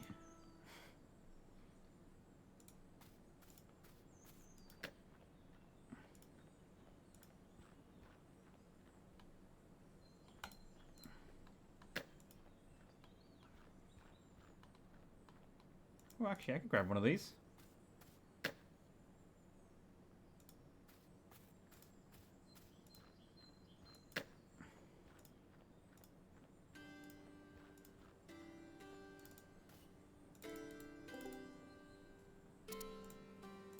Here, take this. I've got this piece of wood. Think you could carve something for me? What did you have in mind? Ooh, give me an eagle. I think I'd like sorry, a a wolf. I mean, Very well. I I'll have it ready in just a while. Because there are wolves in the path. Maybe be, Here you are. Beautiful work, Nadine. Maybe Patrick could be interested in having this as a little trade. Oops. A little trade of sorts. I'm going to do a quick save as well. Save 22. Yeah. What do you think?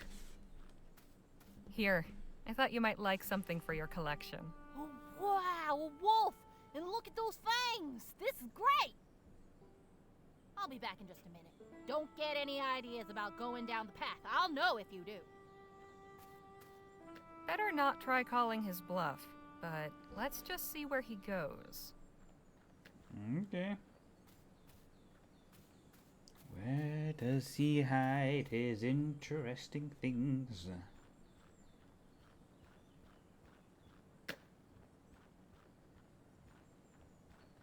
He's going towards the cabin.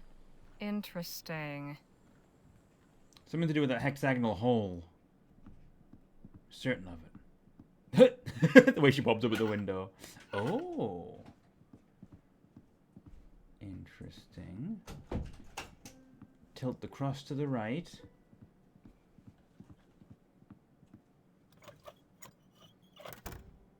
And then you do something with that. Looks like I found your secret hideout.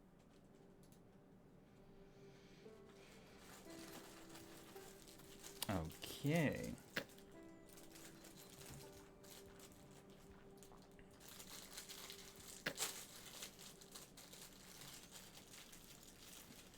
All right. Let's see.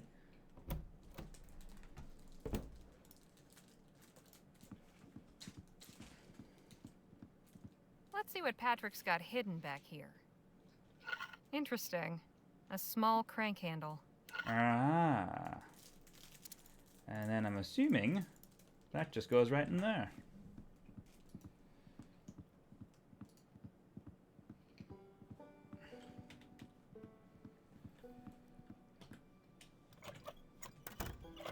Open sesame.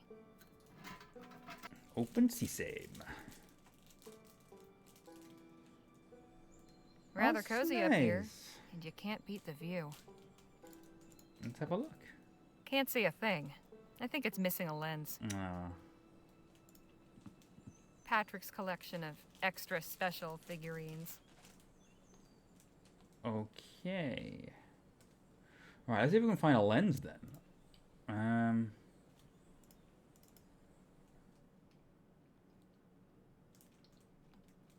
All right.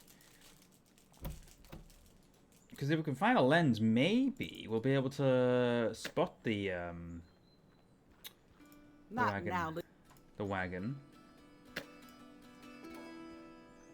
Nothing else? A lens. Where could I find a lens? I've got nothing to...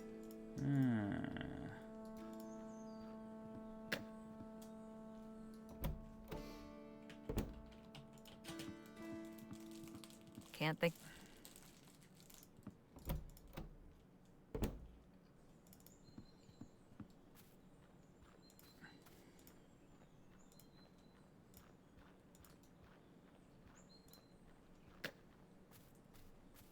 Let's have a little gander around here. Alright. Oh, I thought that might be water. Okay. This must be Patrick. I don't see anything in there that's lensy.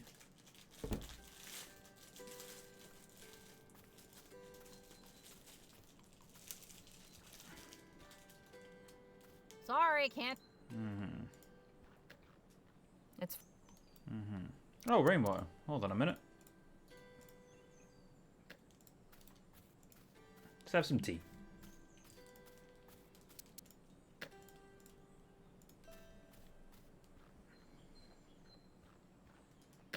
Now to wait.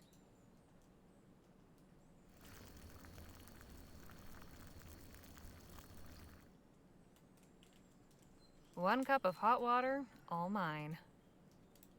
Let's go in here. And then let's get some tea. Not their now tea. to let it steep for a few minutes. The tea we got on a previous venture. There, a nice hot cup of tea. All right. Hot cup of tea. Tea, salon, hot. Nice. Who wants some Ceylon tea?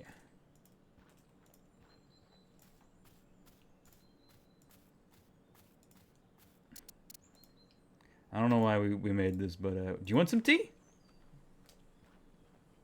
You sure got a lot of junk. Alright, sorry. Jeez.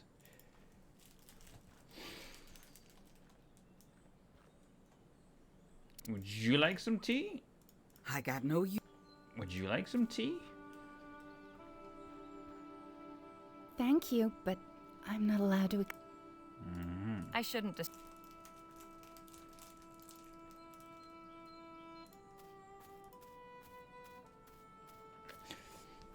Well, I either need a lens or maybe someone can offer me some tea of some description. I don't know.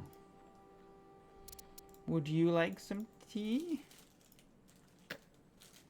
No, thank you. Okay.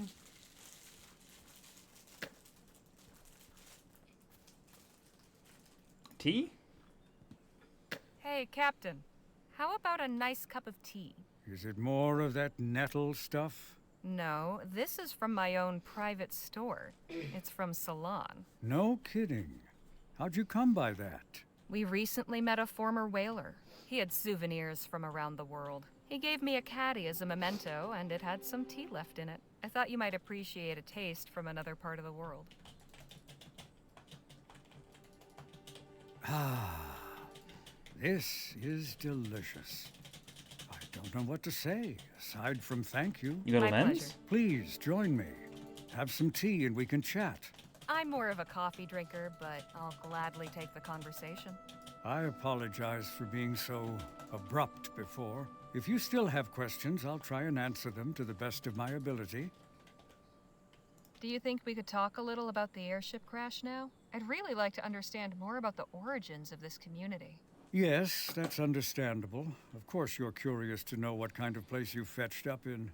All right.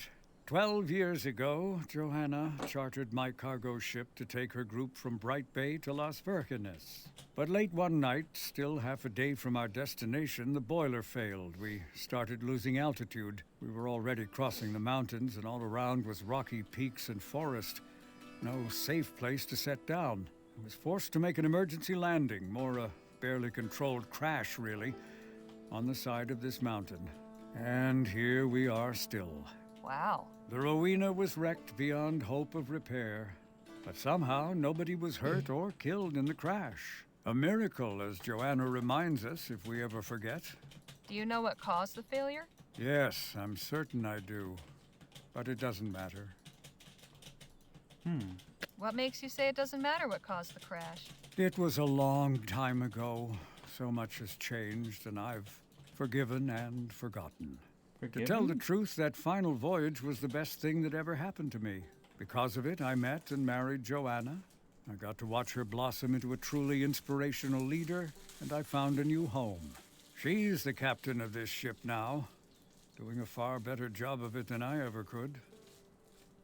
I imagine it wasn't easy for you to adjust to this life. It took some getting used to, I admit, and not just for me. Many of the original passengers found it hard to live up here. They thought they were headed for a sunny coastal paradise, not a barren mountaintop surrounded by ferocious beasts. Joanna tried to keep morale up, but that didn't stop a group of dissenters from forming. They began challenging her, spreading rumors and confusion. In the end, she had no choice but to discipline them. What does that mean? How exactly did Joanna discipline the dissenters? She had them stay in the cabin over yonder, isolated from the rest of the community and kept under guard. She wanted to give them time to cool down and reconsider, but I could see that wasn't going to happen. They had made up their minds to leave. Keeping them prisoner was only making things worse. So what happened? They escaped one night, under my watch. You expect me to believe the dissenters escaped? Joanna believed it, still does. Despite the rumors and hearsay, that's all that matters. Were you punished in any way? I was under the silence for a week for failing to protect the dissenters from the dangers of the wilderness. Small price to pay for both the good of the community and those poor souls who left. The silence? What's that? A custom Joanna and Eliza came up with. You can't speak, and nobody is allowed to talk to you for however long your silence lasts. Bit of a funny punishment, but I can appreciate the idea behind it. After all, a captain needs to keep discipline among the crew. Is there anything you'd be Silence willing will to fall, share about the exactly. people of New Bethel? Who's who, their relationships, will fall their when the history? question is asked. There's so much I don't know. The first Suppose it question. couldn't hurt. Go on then. Hidden in plain sight.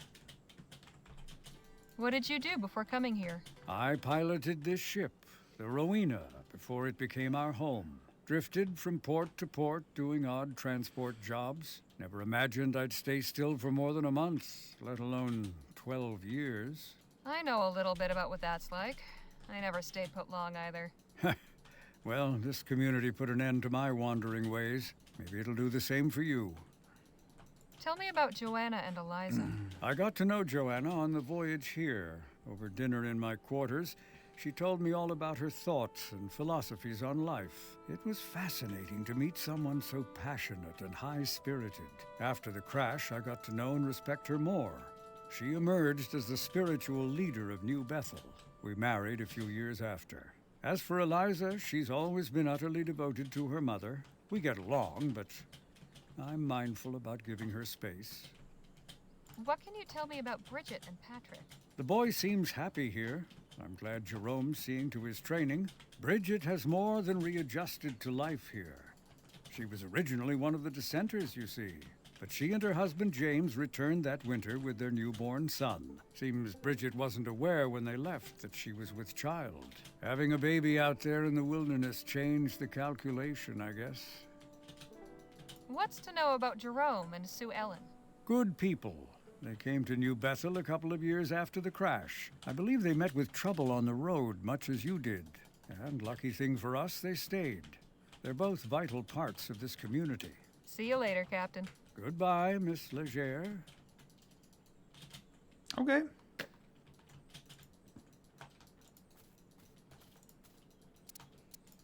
I'm gonna save over this one.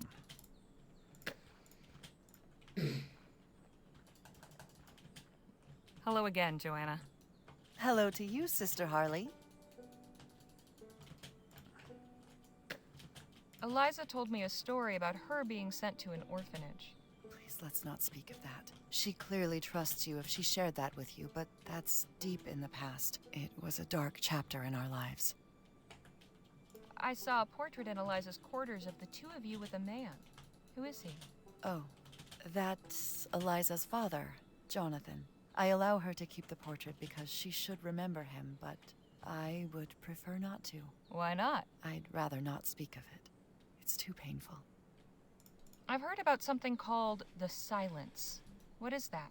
It is a method to discipline those who fall into error. When one undergoes the silence, they are prohibited from speaking with anyone except God. That way, they're encouraged to reflect on their actions and to seek His forgiveness. Once they've done so, they're welcomed back to the community as stronger, better people. Thanks for the chat. God bless. Okay. There's a lot going on here. Hello, Sue Ellen. Hello, Harley. I spoke with Jerome, and he told me you two came after the original Voyagers. Yes, that's right. We don't much talk about that. Sister Joanna likes to say that everybody here has always been part of New Bethel, even if they didn't know it yet. Some of our brothers and sisters are still on their way to us, even now. We got here about 2 years after this whole thing started. Other families came after, but we were about the first newcomers. Okay. What exactly were the circumstances that led to your arrival? Jerome and I were coming down from Shivering Pines, heading for the coast in search of a new life. But our wagon broke down on the road through the mountains. Funny that. You didn't take the canyon bridge? Is there a bridge now? Wasn't one when we came through. Normally, yes, but it recently collapsed. That's why we went through the pass. Huh. Well, Brother James came and found us and brought us up the mountain. At first, we had every intention of keeping on, but we didn't have any real plans, and folks here were so welcoming. We never really made the decision to stay. We just never left. What about the other families? Same story, more or less.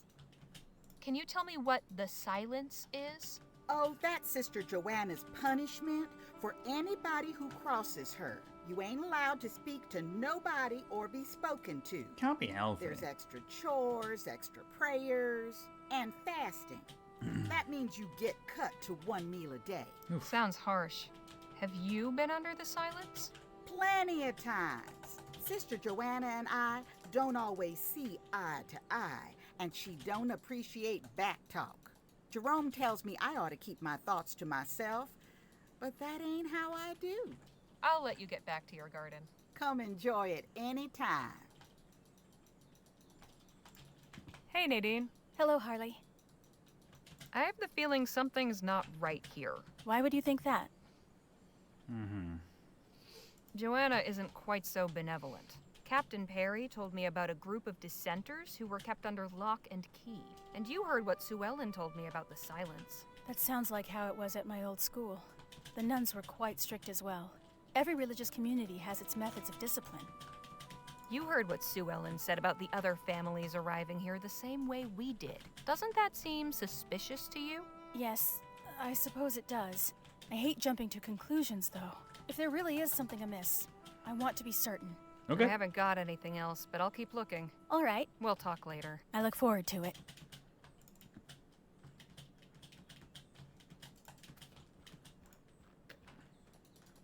Sorry. I see who else wants to have a chat, real quick.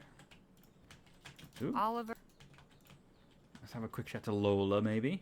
Lola? What is it? Something's just not right around here. Yes, I've had the same feeling. But we ought to tread lightly. Stay alert. Excuse me? Yes? Is it true that Patrick was born in the wilderness? Who told you that? The same person who told me about letting you and the other dissenters go. I see. Yes, it's true. I was unaware of my condition when we left. Otherwise... Anyway. We came back, along with another family who left with us, and a third we met on the way. Sister Johanna forgave us, thank God. She is truly an angel among us. Among us? What compelled you to leave in the first place? Sorry. We were following someone we thought knew better than Sister Johanna, but as it turned out, he didn't. That's his grave over there. Abraham Levinsky. Who was he? Just a strong-willed fool who felt our journey was incomplete. He convinced us to continue to Las Virgenes on foot. What became of Abraham Levinsky and the other dissenters? Those poor, poor souls. They died out there.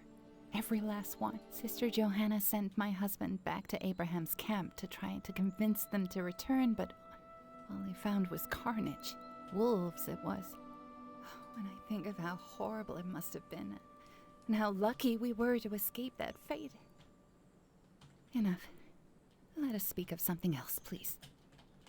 I've heard about something called the silence. What is that? When one of us falls into sin, they must find their way back to grace. In the silence. Sister Johanna determines how long is needed. While someone is under the silence, they may not speak or be spoken to. There are other requirements, but it's not my place to share them. I'll leave you to your thoughts. God go with you. Please excuse me, Sister Harley. I need to get back to my quarters. Okay. See you later, I guess. All right.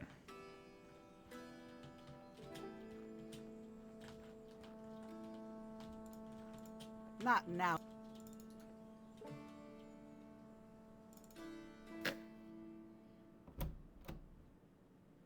Okay, she's in there. Let's go back in here real quick. Hey, Danny. Hi, Harley. Would you give us a moment, Brother Jerome? Of course. I don't want to alarm you, but something about this place isn't quite right. What do you mean? Joanna isn't quite so benevolent. Captain Perry told me about a group of dissenters who were kept under lock and key. And Sue Ellen told me about a harsh punishment called the silence, where people can't speak for days if they upset Joanna. Huh. That does sound pretty extreme. But, I don't know, it doesn't seem that strange to me. Is there anything else that seems off to you? Sue Ellen told me about how she and Jerome got here. Oh, sure. Jerome told me too. How the wagon broke down and all that? It didn't strike you as familiar? Sure, it sounded like what happened to us. Are you saying it's not a coincidence? Yes, that's exactly what I'm saying. Come on, Harley. Really? Mountain roads are full of rocks and things. I'm not surprised the wagon would break down there. That's all for right now. I'll let you know if I hear anything else. Okay. You can come back now, Brother Jerome. Okay. See you, Danny. Bye for now. Hi, Brother Jerome. Sister Harley? Do you know anything about what happened to Abraham Levinsky? Afraid not. That was all before my time. Can you tell me what the silence is? Nothing you gotta concern yourself with. Just keep... Appreciate your time. Beware. Okay.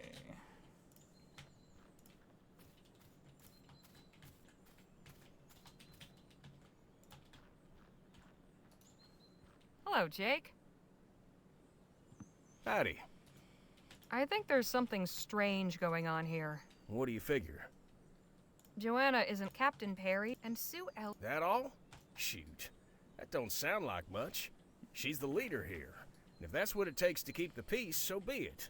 It's hardly cause to think we're in any danger. I spoke to Jerome and Sue Ellen. What's more, several other... So you think there's some sort of conspiracy? Maybe. It's happened too many times to be a coincidence. I can't say I agree with you there. I mean, is the Harley. woodcutter of the If it silence was now? Maybe. intentional, I think and that's these folks what's going were on. sabotaging wagons and trapping people. They'd have lots more captives, don't you think? Maybe, but... But nothing. We'll be on our way soon enough. Enjoy this little rest while it lasts. That's all I know right now, but I'll tell you if I learn more. There's gotta be more, I right? have no doubt you will. Talk to you later, Jake. Take it easy, Harley. No point. He's under the silence. Yeah.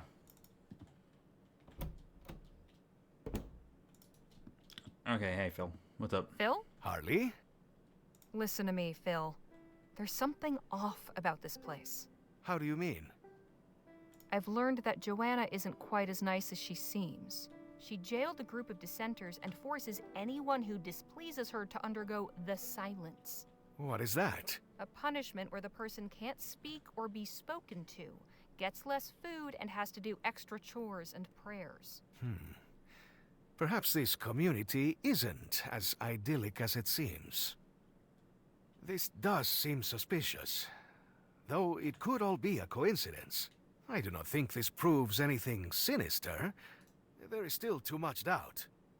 Sue Ellen told me we aren't the first people whose wagon broke down on the mountain road. In fact, she and Jerome wound up here much the same way we did, along with several other families. It seems a stretch. You saw the condition of the road. I was not able to see any evidence of sabotage. That's as much as I've learned so far. Well, if you find anything else, let me know. I'll let you get back to your writing. Try not to get into any trouble, eh? Okay.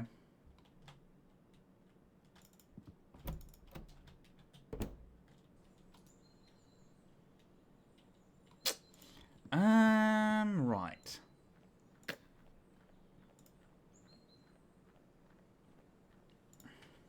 Hello again. Hello. Exactly what happened to Abraham Levinsky? Oh, poor brother Abraham. He was tragically led astray. He and several others began to question God's plan for us. They ended up leaving New Bethel. Some saw the light and returned, but the rest were not so fortunate.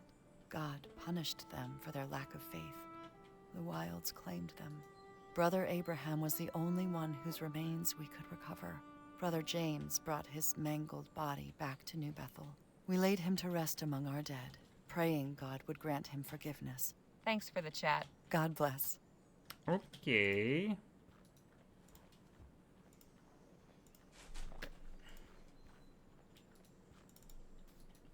There must be a reason that,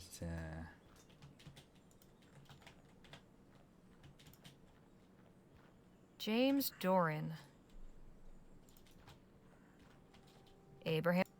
Wait, haven't I seen that name somewhere recently? Yeah. Amelia Grimes. Has it been in a newspaper or something?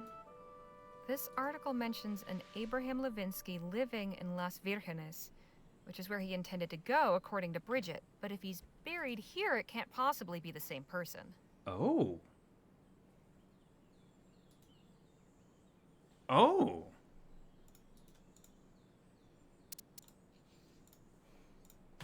I got not now. Alright, hold on. Nothing to say.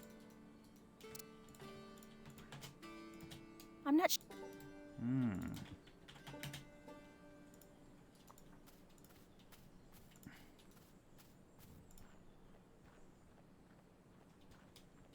I've got nothing. No, thank you. Mm-hmm.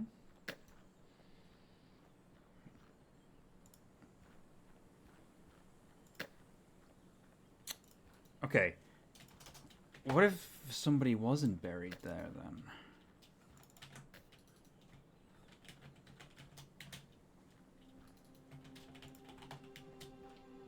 Abraham Levin.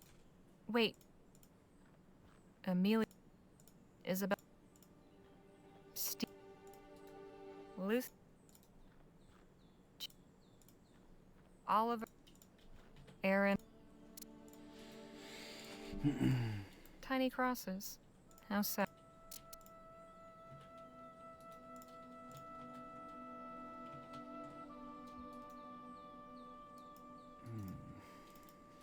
What do we do with this information then? So we still need a lens of some sort.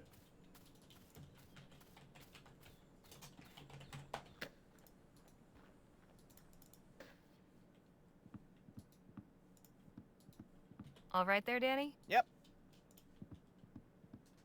Good to see you. Like.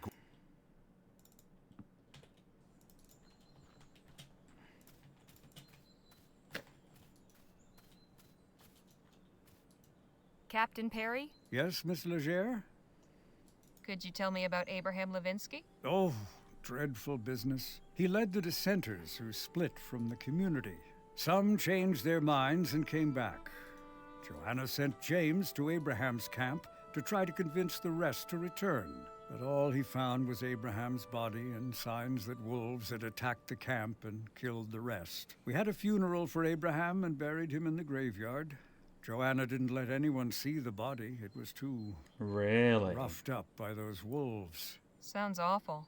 Thankfully, we have the rangers to protect us, so nothing like that ever happens again. See you later, Captain. Goodbye, Miss Leger. I think maybe I need to see... Something feels wrong here. Maybe the Abraham Levinsky in the article is the same one that's supposed to be in the grave. He intended to head to Las Virgenes, and Joanna refused to let anyone see the body. What if... Suppose there's only one way to find out. Oh boy. Here we go. Actually, yeah, we'll save over that. It's fine. There are no caps big enough for my Yeah, we need bold letters. The intensifies.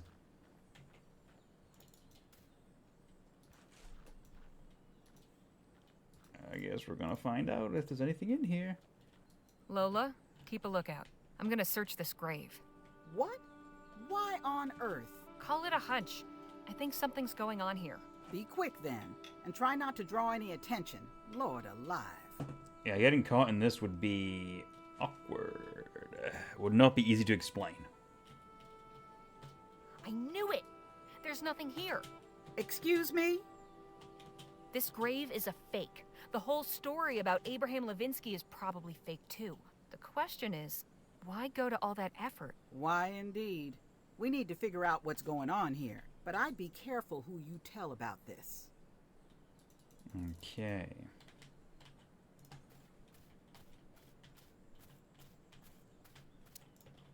Alright.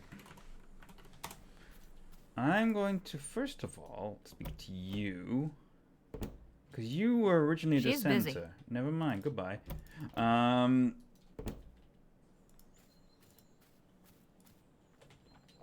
You know what? I'll tell Nadine. Hey, Nadine. Hello, Harley. Tell me. There's a fake grave in the graveyard. It supposedly belongs to the leader of a group of deserters, but it's empty. You dug up someone's grave? I looked under the rocks. Why would you do such a thing? But I told you there's nothing underneath. Still, it's just wrong. I haven't got anything else. All right. We'll talk. I look for. Okay.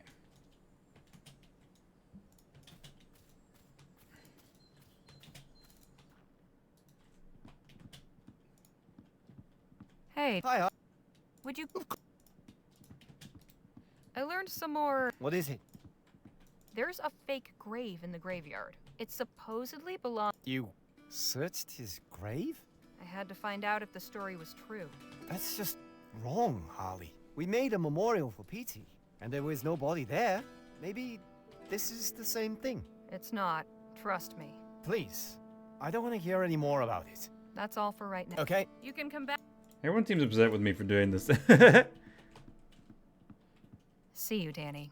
Bye for now.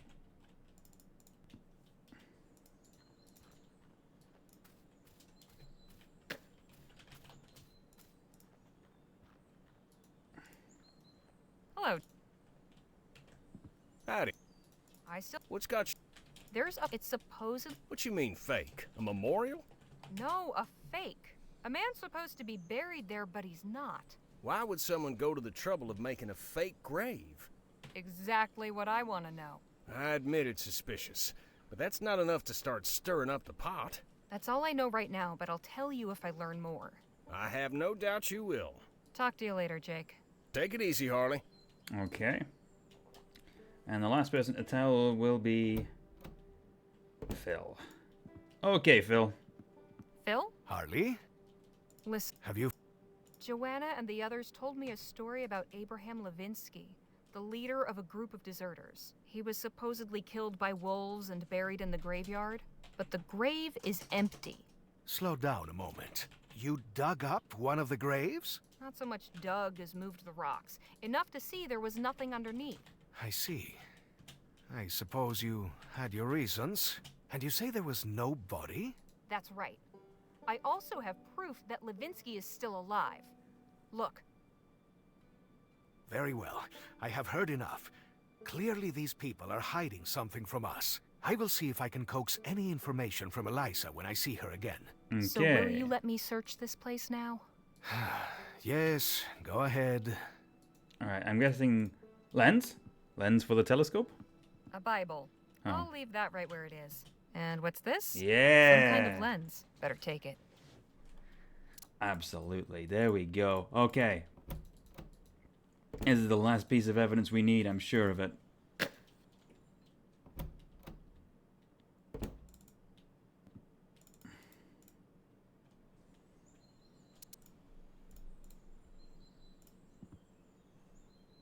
A perfect fit. What a surprise. Look through. Let's have a look. What are they doing to our wagon? That's the base of the mountain near where we broke down. Hello, and who might you be? Well, that's not suspicious at all. Hmm. I don't see anyone else down there. Okay, that's all we can see from that.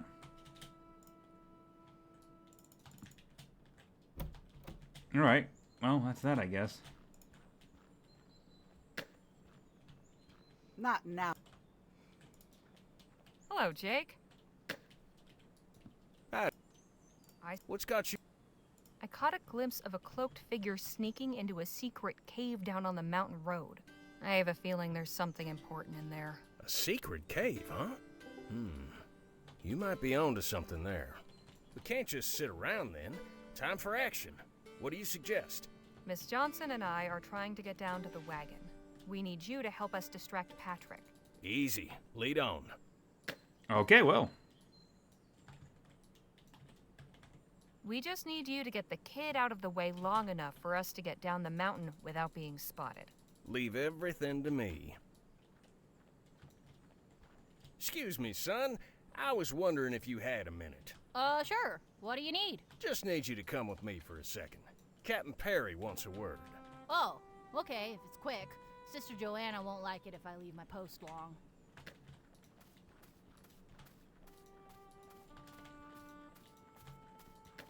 Okay, move, move, move. Now's our chance. Let's go.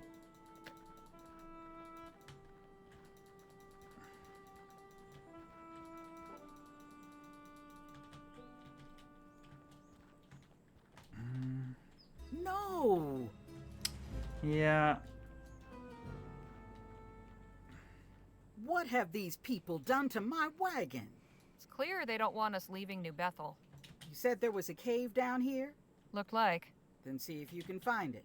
We need to figure out what we're up against. Okay.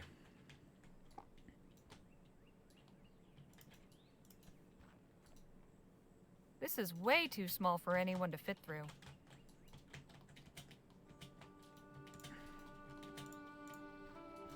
It was behind a bush, wasn't it?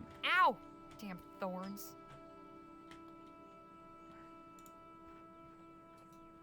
Nasty pothole. I swear that wasn't there when we drove through. I ain't blind. I would have seen and avoided it. Yeah, they covered it on There's a bunch purpose. of grass at the bottom. Seems it was covered. Yeah. Here we are. This bush was put here deliberately. Hey, look! I found the cave. Good. Now see what's inside, and be quick.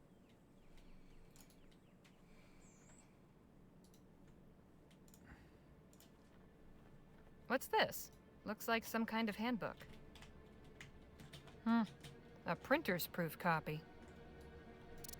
Oh boy. The Saboteur's Handbook by JT and JR. My god. I need to show this to Lola. Now. Oh no. It's a hand-drawn map of the area. That's the road, and it's been marked with several X's. This is exactly where we broke down. Wow, wow, wow. It's stuffed with guns and ammunition. That's not a good sign. These look like they were placed here recently. Wait a minute. These are our wheels. My god. They took our wheels. Full of dynamite and wires. Someone has been making explosives. Well, I'm sure at some point there was one of these idyllic communities was bound to be rotten to the core. That's why it took us this long to find something that was Perfect for wrong with one of digging these. potholes and dirt roads. Yeah. Okay. Well, that's it. Check this out. You won't believe what I found in the cave. Try me. A printer's proof of something called the Saboteur's Handbook. Have a look. Written by J.T. Joanna Taggart. Must be, but who is J.R.? Jonathan Red? The leader of the Redites? That's ridiculous. How could he have anything to do with this place? Not so ridiculous. At the feast last night, I overheard Joanna talking. She mentioned founding this community in Bright Bay. I suppose she did say that, so... Yeah. New Britannia is where the Redites made their name, but they also started out in Bright Bay. So you think Joanna knew Jonathan Red? Not just knew him. I think they worked together. Well, her husband Maybe more than that. was called Jonathan. You get a good look at that Eliza girl? She's got a certain resemblance to that Mr. Red. Hang on. Joanna told me Eliza's father was named Jonathan. And there you have it. All that aside, look at the contents. These are all instructions. Sabotaging vehicles and laying road traps. Low-grade bombs for controlled explosions. Creating concealed hiding spots in the wilderness. Remind you of anything? Well, one thing's for certain. Mm-hmm. Someone went to a lot of trouble to make sure we're stuck in New Bethel. Yes, but who? That's what we need to find out. Lots of pages have notes scribbled in the margins. Some are from JT, others from JR. Looks like they had some ideological differences. Oh?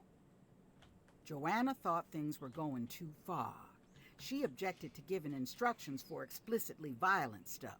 Here's a note on the bombs page where she says, "Too dangerous to print." Same time, Red's written things like, "This information is a tool for a righteous cause," or "No revisions, too late for cold feet." But there's another set of notes in somebody else's handwriting. Here, on this recipe for an acid compound, Joanna crossed out some ingredients. This other person tried to fill in the missing information. So this third person is probably our saboteur. I'd put money on it.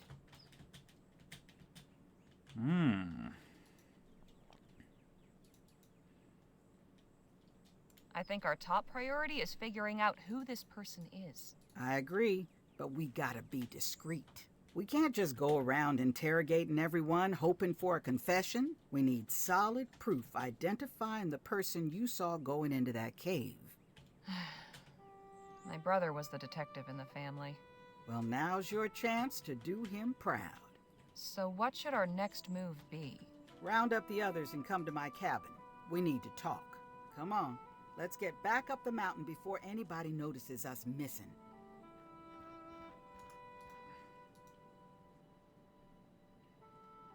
And so this saboteur is the reason we're here. We need to uncover who it is and tell these people. They deserve the truth.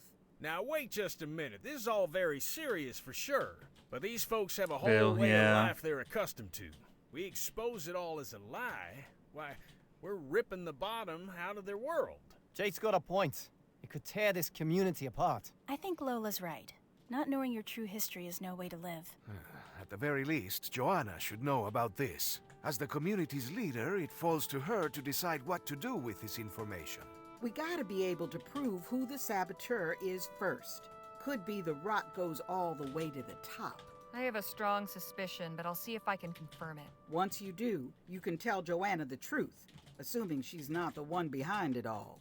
Or you could try talking to the saboteur. Maybe get him to lay off without having to upset the whole community. I'll see what I can find out.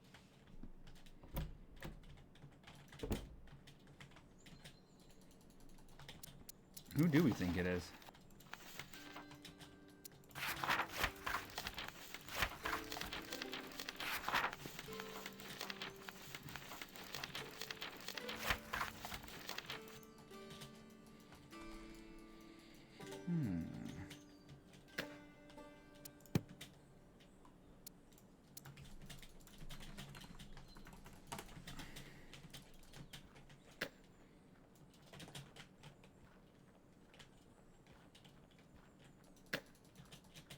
Nothing else to say?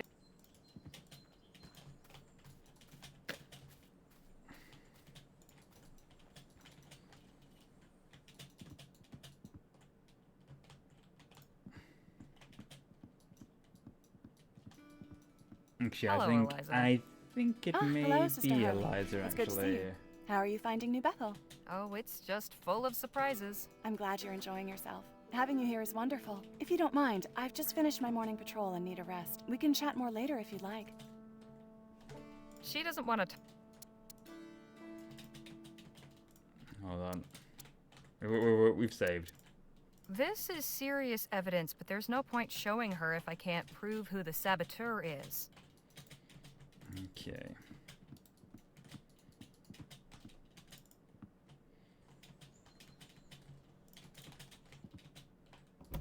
Oh. Well. Wait a minute. This is the same cloak I saw through the spyglass. Got you now, Eliza.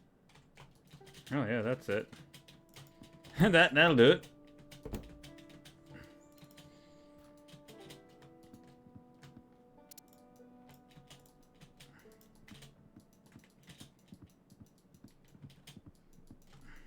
I believe this belongs to you. Where did you get that?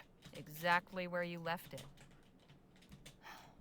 It seems Patrick has earned himself a period of silence. He won't like that much, but it's about time he grew up some. So you've been causing all the wagon breakdowns and trapping people here. What was your plan? Continued excuses for why our wagon wasn't ready until we gave up and asked to stay permanently? That's how it's worked in the past, yes. Just what do you get out of trapping people here? I'm not trapping anyone. I'm offering a better life. And what we all get out of it is a larger, stronger community. Just as God intended. He sent me a vision when I was a girl of my mother leading a thriving community on a mountaintop. Are you all serious? I've done is ensure this vision comes to Oh. pass. Members have lost faith and abandoned us before, to the detriment of all. We've suffered harsh winters and disease. Keeping our numbers up hasn't been easy. But I wasn't about to stand by and let the community wither. So I took measures to cultivate it.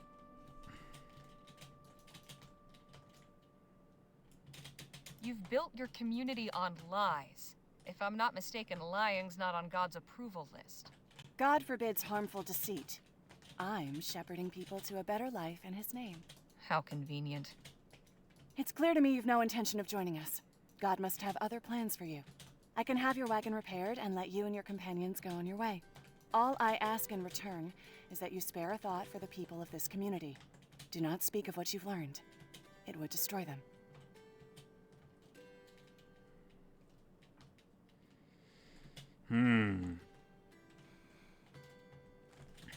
No, I feel like they ought to know the truth, you know?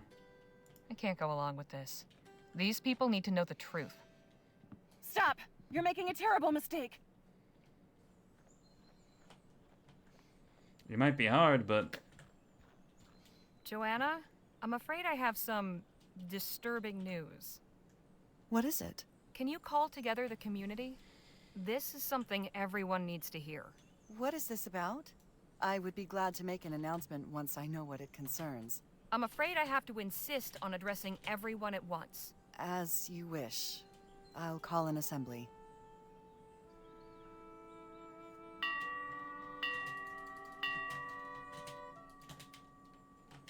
Brothers and sisters of the Second Dawn, Sister Harley has asked me to bring you all together to hear her words. Tell us, Sister Harley, what news have you for us all?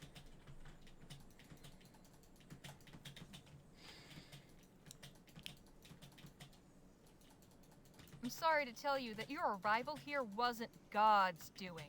It was intentionally caused by human hands. What are you saying? Eliza has been pulling the strings all along.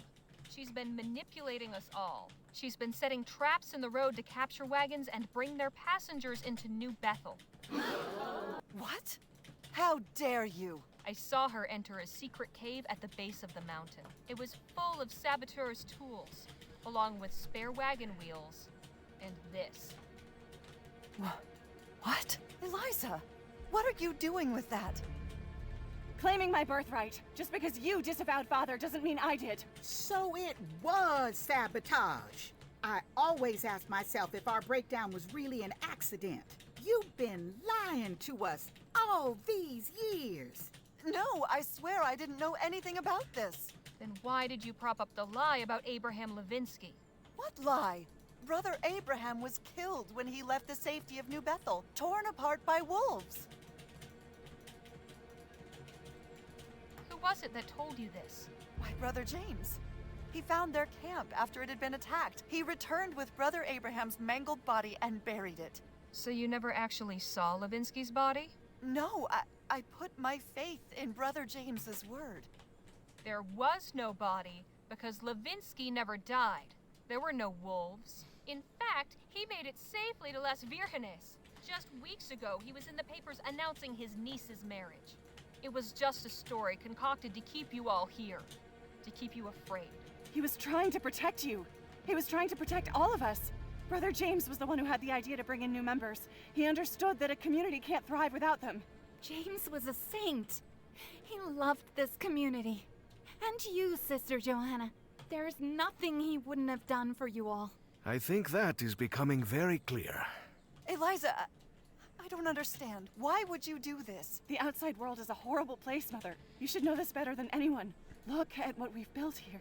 How we've grown and flourished. We had to keep that safe. That's why you had to make sure no one ever left the mountain. I never wanted to hurt anyone. I only wanted people to share in our joy. But you did it without asking us if we wanted a part of it. A community without trust ain't no community worth living in. Joanna, my love, there's something else you probably ought to know about. I never said anything because after a while it didn't seem to matter. But after the crash, I examined the boiler and, well, it had clearly been sabotaged. What? We were headed for disaster. I saw it in my vision. You mean you saw that we were going to crash, that someone was going to sabotage the ship? No, Mother, you don't understand. I saw the sun setting in the west and the sea became red with blood. We were going to make it to the coast, but the land was already tainted, cursed. It was the mountain that was our true home, a citadel of holy peace. I just had to make sure we ended up here. So, you brought the airship down? Eliza, you could have killed us all. But I didn't. I gave us a new life, a better life. And you can keep it. Come on, Jerome. We're leaving this rock. Anybody who wants to come with us is welcome. What? You can't just leave. Where will you go? Anywhere but here. You won't last 2 minutes out there. Silence, Eliza, until further notice. But I said silence. Return to your quarters immediately. Wait for me to come find you. Oof. Please, Sister Sue Ellen, don't be so hasty. It breaks my heart to hear what my baby has done, but now that I know the truth, there's no reason we can't start over. Silence, we can continue to live here without the fear of the unknown below. That ain't gonna work, sis. Joanna, not now. We're way past that.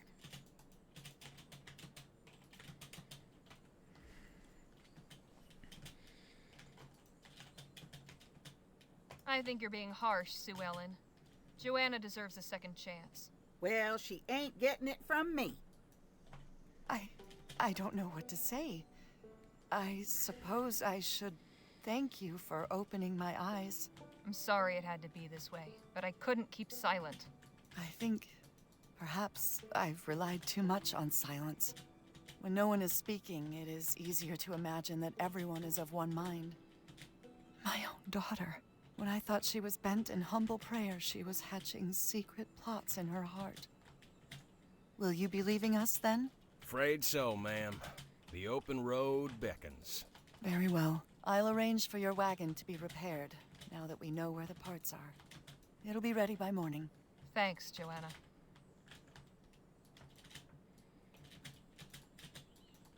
I am thankful for your gracious understanding, Miss Legere.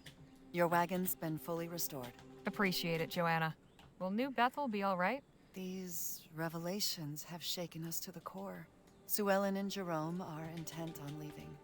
Several other families may join them. Those who choose to stay will put our trust in God and make the best of what comes. Joanna has agreed to send scouts to nearby settlements. We can establish trade and perhaps find new members to join us. I think we made the right choice with freely this. and with willing It might be hearts. difficult at first, It's but always there's preferable probably that way.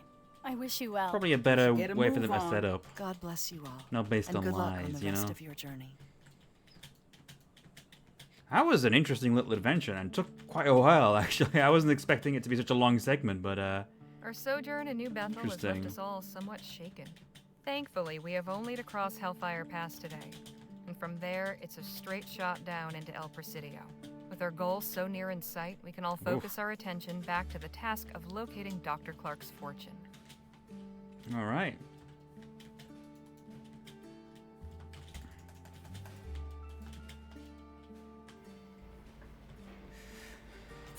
I think with that, I'm gonna close off the stream. Save 25 into stream 3. Ooh, hold on.